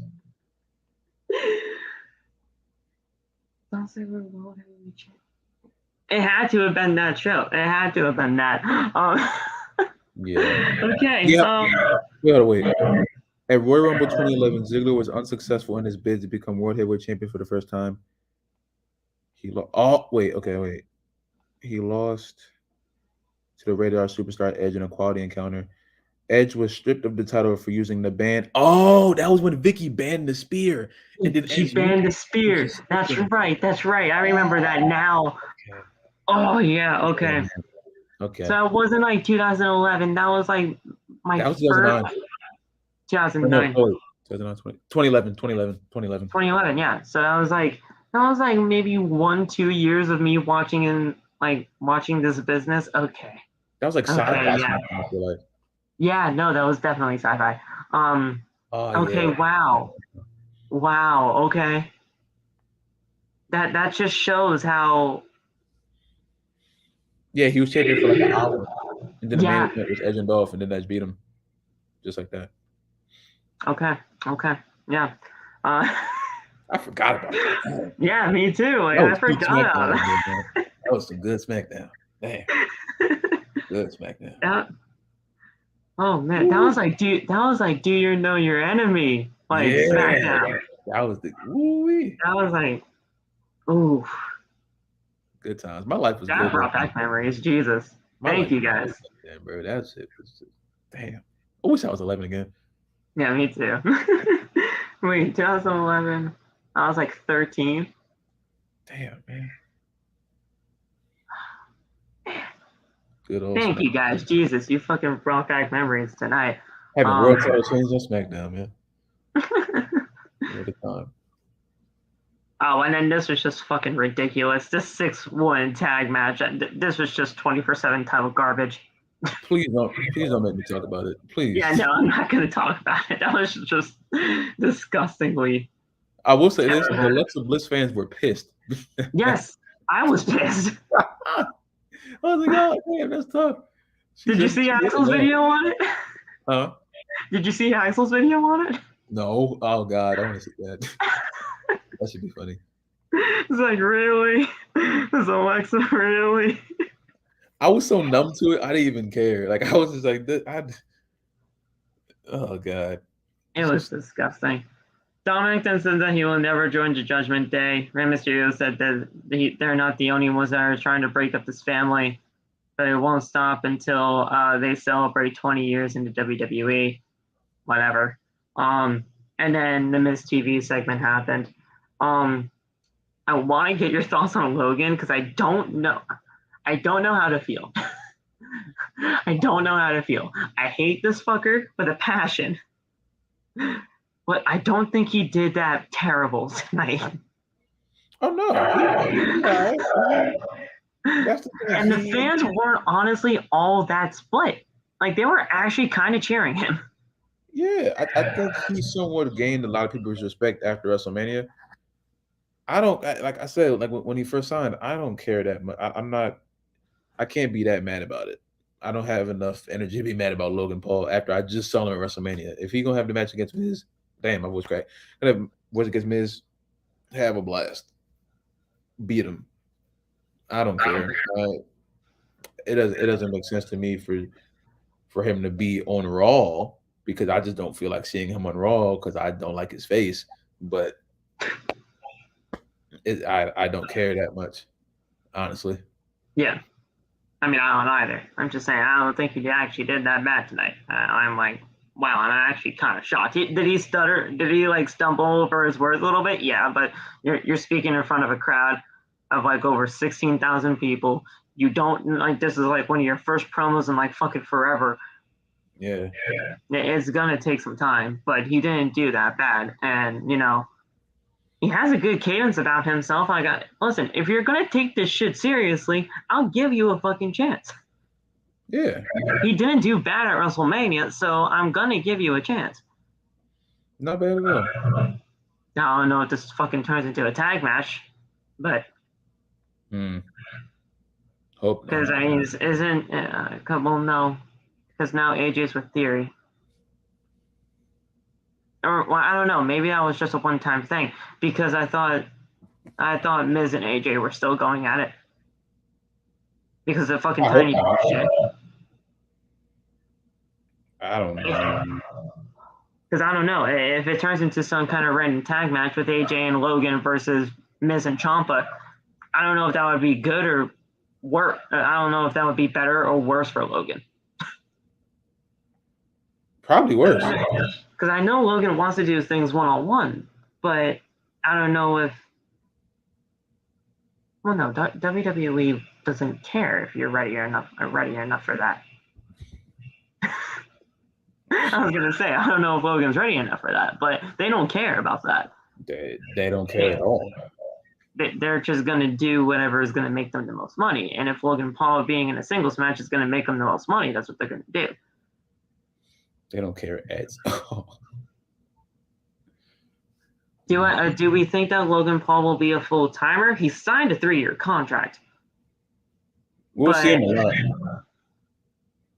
But I think it's going to be something like Brock Lesnar, where, well, not Brock Lesnar in a sense that like, oh my God, we're never going to see him until it actually matters. We're going to be seeing him a lot. But there's only a certain amount of contract. There's only a certain amount of dates for matches on his contract. Yeah. That's what I'm talking about in the Brock Lesnar sense. He only has a certain number of matches within those 3 to 4 years. I don't know the exact number of years. I thought it was 3 from what I heard, but it could be more, it could be less, whatever. There's only a certain number of dates on that contract so that when he can wrestle. Other than that, though, I think he's still going to be on TV, and I think we're still going to be seeing him. Yeah. Pretty regularly. This is not the last time we see him. No, not at all. So I think he'll be used regularly enough to get through WrestleMania. And I definitely think they're going to do the Logan and Jake Paul match sooner or later. Oh, really? Do you think they're going to coerce Jake into this too? They ain't got to coerce. Just give him the check. Well, not coerce, but I mean, you get what I mean. They're going to get Jake in here too. Give him a check. Here you go. Have this match with your brother real quick. Money. I would do it. Oh, I would even do it too. Split second. Aiden, please don't put that into existence, please. That's what Vince Russo wants. He wants Logan to beat Roman. Oh, I know. But it's fucking Vince Russo, and he's a fucking tool. That'd be hilarious. He's more of a fucking tool than fucking Eric Bischoff. And Eric Bischoff pissed me off last night. They be just talking. Eric Bischoff, Vince Russo. But that's the thing, dude. We talk about him on here because of the most ridiculous shit that they say. I think that's the only thing they're there for. Just shock value. That's the only thing that they do. They say their shit on their podcast so that we get that shit on the dirt sheets. We talk about them, and that way they get more traction. I don't think they mean it. It's like saying stuff. They don't. I hope they don't. It's like talking. It's like saying words. I still believe that. I have shit. They don't care that much. Eric Bischoff said, like on his last one, saying, "Oh my gosh, AEW is flatter than piss on a plate with their ratings. Go home. Like you need to get a fucking life." He definitely killed TNA and WCW. He gonna talk about ratings. Shut up, Eric. Flatter than piss on a plate because of AEW rating went down 30,000 from 1 week to the other. He's a bum. He did help destroy TNA. He's a bum. Yeah. I just realized. Yeah. Wait a minute. It's a bum. Get him out of here, man. From fucking last week's show, like not like last week's show had like 930 something. The week prior to that, it was like 968 or something like that thousand. They only went down 30,000. I was like, oh my gosh, yeah, they're flatter than piss on a plate. The fuck? He got y'all in the upper. I think that's what he's trying to do. I think he's trying to make Oh him no, right. that's exactly what he's trying to do. But like, you'll lose 30,000 viewers, and oh my god, the company's gonna go under. Don't sell it. Let him talk. Let him say what. So it says here that Logan came out to booze, but I don't think he really did all that much. I think they booed at the beginning. They didn't start cheering until like halfway in. I feel like. So, all right, Josh, have a good night. Yeah, have a good night, buddy. So Paul demands to know if the Miz will accept this challenge. Miz then says that he needs to stay focused on the positives before he can talk about the bad. Replays are shown of Miz and Logan Paul with their victory at WrestleMania. And I don't know if you saw this, but on the replay, when Miz was setting up the skull crushing finale on the kid was smiling all the way down. Yeah, I saw that WrestleMania. He was so happy. Yeah, cool. Like he's just cheesing, having a good time getting skull crushed finale. He's ready for that spot. He's like, yay! I was like, okay, he's having a great time. Cool. He's just happy. He's a happy boy. Oh yeah, I'm just gonna be happy on my way down, getting my face smashed in. He was thinking about that check he got. Yeah, it had to have been a pretty penny. So he does all this stuff. Paul tells him to keep playing the footage. The footage then shows Miz hitting him with the skull crushing finale, like you said. Miz puts over Logan's accomplishments, but then he says that he is a rookie. Miz says that he has to earn the right to face him. Paul says that he's been told he can't do things in the past, but he revolutionized social media. I can't even deny him on that, though. No, he definitely did. He did. I can't deny him on that. He did that. Whether it's good, bad, or indifferent, he's a social media fucking icon. Paul says that he's better than Miz and will prove that at Madison Square Garden by hosting his own show, calling it Impulsive TV.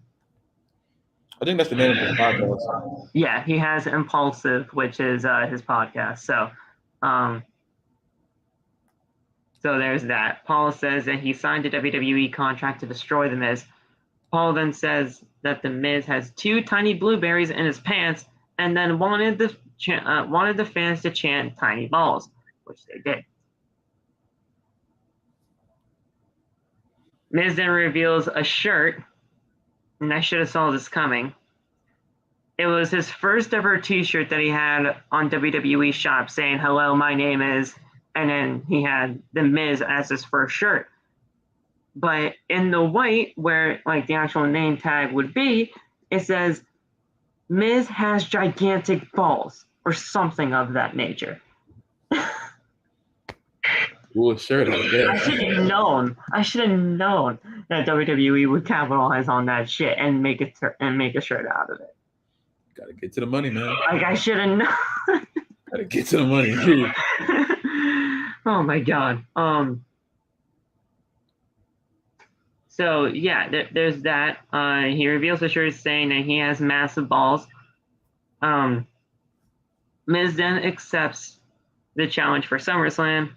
Miz then goes to attack Paul, but he ducks out of it. Then Ciampa attacks Paul from behind. Paul then fights off Miz and Ciampa and gets out of the ring. Sarah Schreiber then gets into the ring to interview Miz, and Miz says that he'll beat Logan Paul's ass because he is awesome. And that's it. I mean, there's that. Yeah, it's what happens. Oh, the shirt said my balls are massive. Nice. Okay, that's even better. And when you know that t-shirt's gonna sell. Nah, it's gonna sell to me. I'm about it. That's gonna freaking sell. Tomorrow. But yeah, that was your Monday Night Raw. Very uneventful. Very just paint by numbers bullshit. Did some of it build for SummerSlam? Not all of it. Not all of it. Yeah. Really just the Miz and Logan stuff. And honestly, that's it. I don't think really anything else settled for SummerSlam. Maybe you can do the whole Street Profits Omos shit, but that didn't really matter. There wasn't really anything on the show that kind of built towards SummerSlam. And we're like a week away. Except the women's match. No, the women's match too. That's the match I'm most invested in, I'll say. Yeah. I mean, I feel like I know what's gonna happen, but I don't know anything. And now we got Friday Night SmackDown. Brock showing up, isn't he? Brock showing up on Roman showing up on Monday. I think Brock, I think could be showing up on Friday, yeah. Roman's definitely showing up on Monday though. I did see that. Yeah. So there's that to look forward to, or not look forward to, depending on what side of the spectrum you're on. But it's something. But yeah, there's that. This was a piss poor episode of Monday Night Raw tonight, but depending on who you talk to, we're just trying to get to SummerSlam and seeing if it's a good show.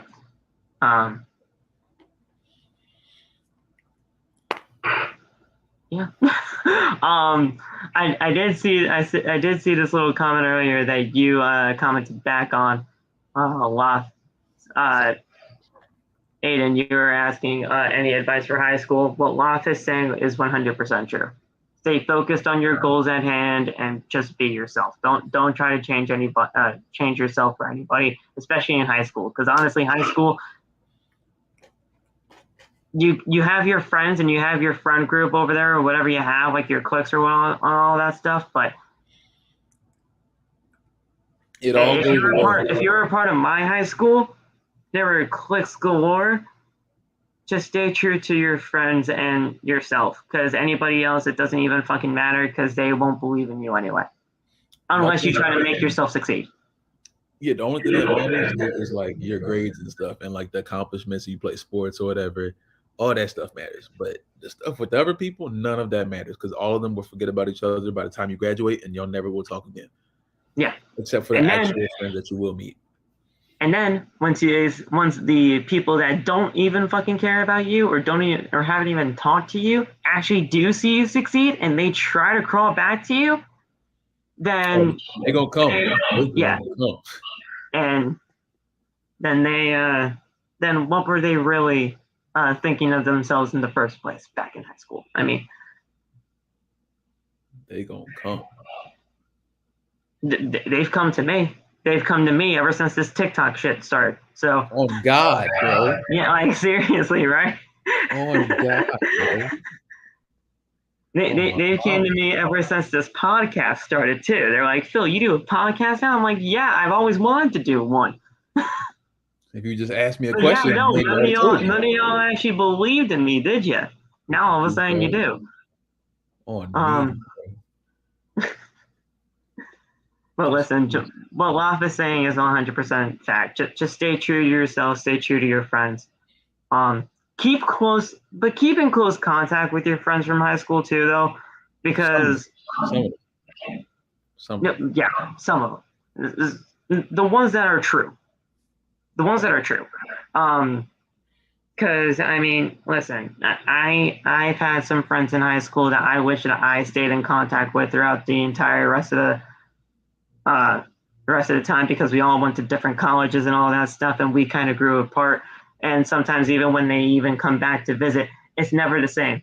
And I wish it was never like that, because we were so good. We were such good friends, back in elementary school, going to the same high school, and then we went to different colleges, and it just grew apart. It should have never happened that way, but it usually does. Stay true to your real ones. The real ones are what matter. Life changes, man. Life changes, but I mean, if the true ones stay true, then they'll stay with you the rest of your life. I truly believe in that. But yeah, that's it, guys. Stop.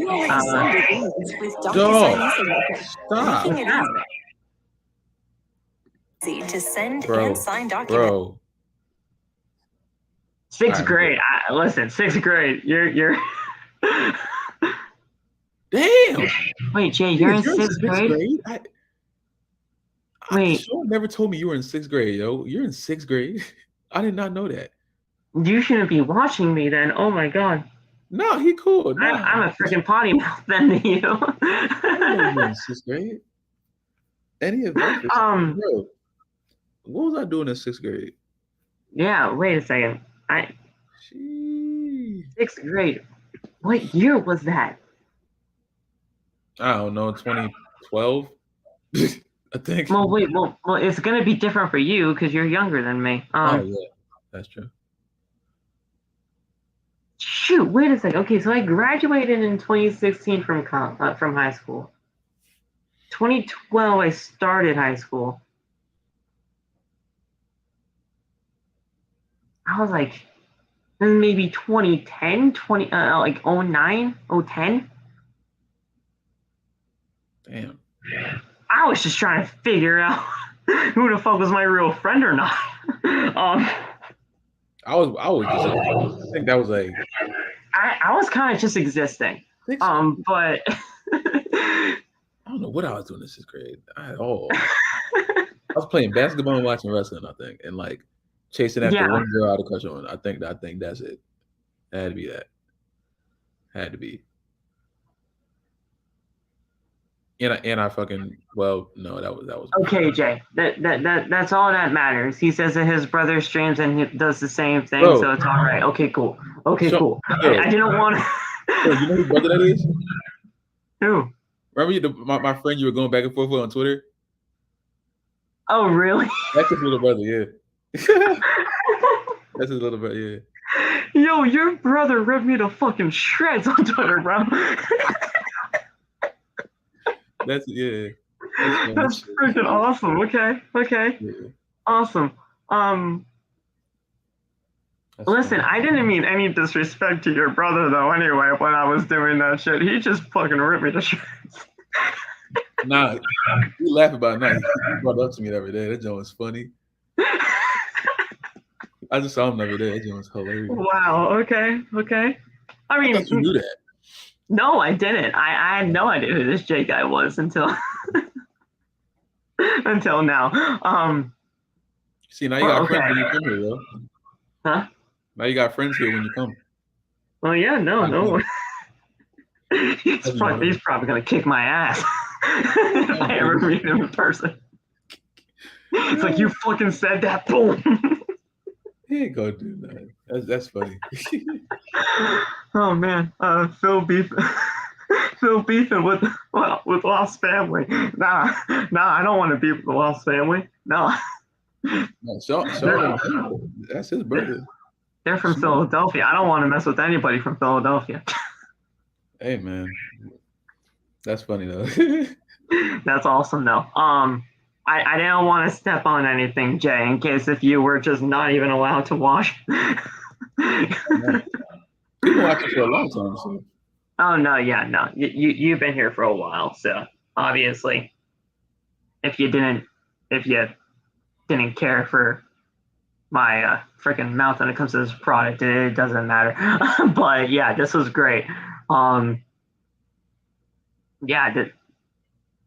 This podcast was great. You guys continue to support the channel in any way that you guys can. I've gotten a ton of great support as of late when it comes to Relic's intro for us. Mm-hmm. That to me just warms my heart, and I tell Relic about it all the time now that we're good buddies now. He loves that you guys absolutely just blow up this new intro for us. Like, that's absolutely awesome.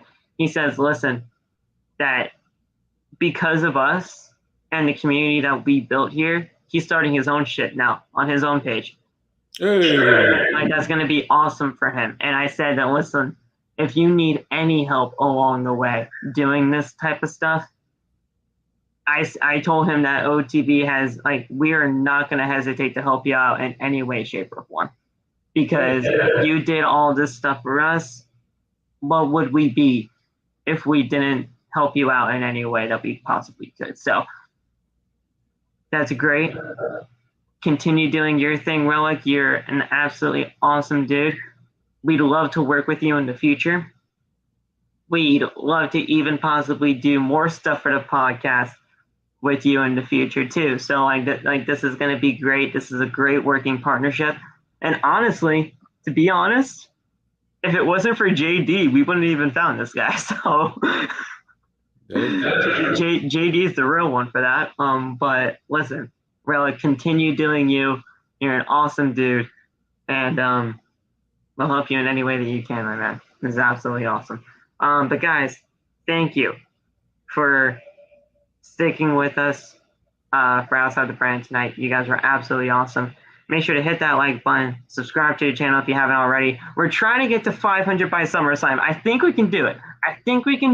We just gotta continue to push continue to push for that. We're almost there. I mean, we're so close. We're 24 subscribers away. We're 24. We're at 470. We're gonna hit it like at SummerSlam. We can hit it at SummerSlam. Hell, if it's not for the predictions, we can hopefully hit it for the review. That's what I'm assuming. Like it would be absolutely awesome to hit that 500 subscribers by SummerSlam. That's what I've always wanted. I said 500 subscribers by SummerSlam for a while now. So, and we're almost there. We're almost at that point. So yeah, guys, continue to support the channel in any way you can. Subscribe, hit the plus. Oh my God, hit the plus. I'm talking TikTok language. Hit the plus. Hit the plus. Subscribe, hit the bell for all notifications, click that like button. Go to the merch, bonfire.com, the exclusive home of Outside the Brand, and it's merchandise. You guys can go get your 2 new t-shirts on bonfire.com. The fucking For the Brand APA style t-shirt. That shirt looks fantastic. Indeed. And the OTB Wolfpack design is officially on the on the shop now. It was on the shop for a fucking while. I just didn't click it to launch. Yeah. It was in the draft for like months, and I'm like, wait a second. There's like one. It said, last night when I was logging on to Bonfire, it said 1 draft. You want to see it now? I'm like, what the fuck is this? So I click on it. I'm like, oh shoot, it's the Wolfpack design. It was sitting there. It's just sitting there. It was ready to go. I just didn't click publish or launch. So I was like, oh shoot, well yeah, launch that shit. So yeah, you guys can go get the APA style For the Brand t-shirt. You guys can go get the OTB Wolfpack. And for your coffee lovers out there, I know you guys like some coffee. Go get your coffee mug. Coffee mug. We have a coffee mug with the OTB logo on it. So go get that. And go get your tote bag as well. You got a tote bag. You got a tote bag. Yeah. We got everything, dog. You got a tote bag. So yeah, there's definitely that. You guys can go check that out. No, we can't. Yes. We can't sell OTB pants. Yes. I don't even know where to go for that. I know where to go. And an OTB car. Oh boy. I need a live car first, then we can go from there. If we had a fucking sticker, I'd put like a fucking bumper sticker on my car. Bumper sticker. I put a bumper sticker on my car. I would. Sticker. Y'all need an OTB couch. Ooh. Well, we're trying to get an OTB studio before anything else. Yeah, you gotta have a couch in the studio. We'll have a couch in the studio. And then next door, Waff will just be recording his music with Bash, and then they're going to be recording their Christmas album part 2. That's gonna be crazy. Holy shit. Christmas album part duh. Oh man. Merry Christmas. OTB Productions presents. Merry fucking Christmas. Oh boy.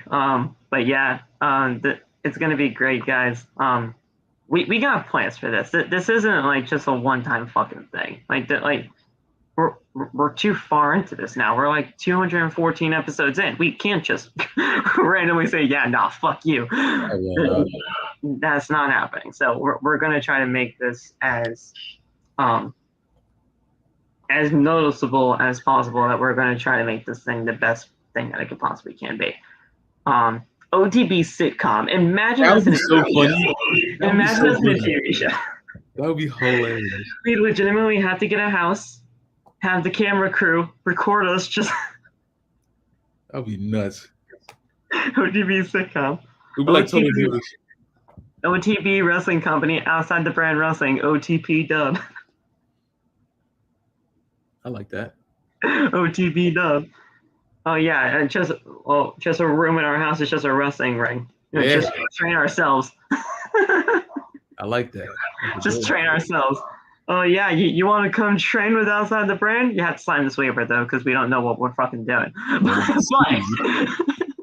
but oh my god. But yeah, this is gonna be great. Thank you guys. We love you. We appreciate you. Like, subscribe, share, all that good stuff. And we'll talk to you guys tomorrow. Oh, by the way, tomorrow, special guest, it might fall through, so I might have to figure something else out. Our special guest, he has to see if he's working late or not that night. Oh God. But listen, if it doesn't, I have a plan. If he can't join, I have a plan. It just has to fall through. If it doesn't, if he can join, he's going to join. It's going to be great. I do have a backup. I have a backup plan, at least, maybe. We'll see. Sounds good to me. But yeah, thank you guys. We love you. Appreciate you. Like, subscribe, share, all that good stuff. And we'll talk to you tomorrow for either an NXT review or, if our guest throws up, Tuesday's talk. And we're doing on NXT is a 20-woman battle royale for whoever wins. Is the next to fight Mandy, so I guess that's cool. Come on, Nikita. Is Nikita cleared? Oh, snap. Is Nikita cleared? Yeah, I think so. I'm pretty sure she is. Come on, Nikita. Yeah, she was on the show last week. Yeah. Okay, cool. Okay. She's cool. Come on, Nikita. I'm ready, man. All right, guys. We'll talk to you guys soon. Have a good night. Stay safe. God bless. We'll talk to you tomorrow for either NXT or our guest. Either ones.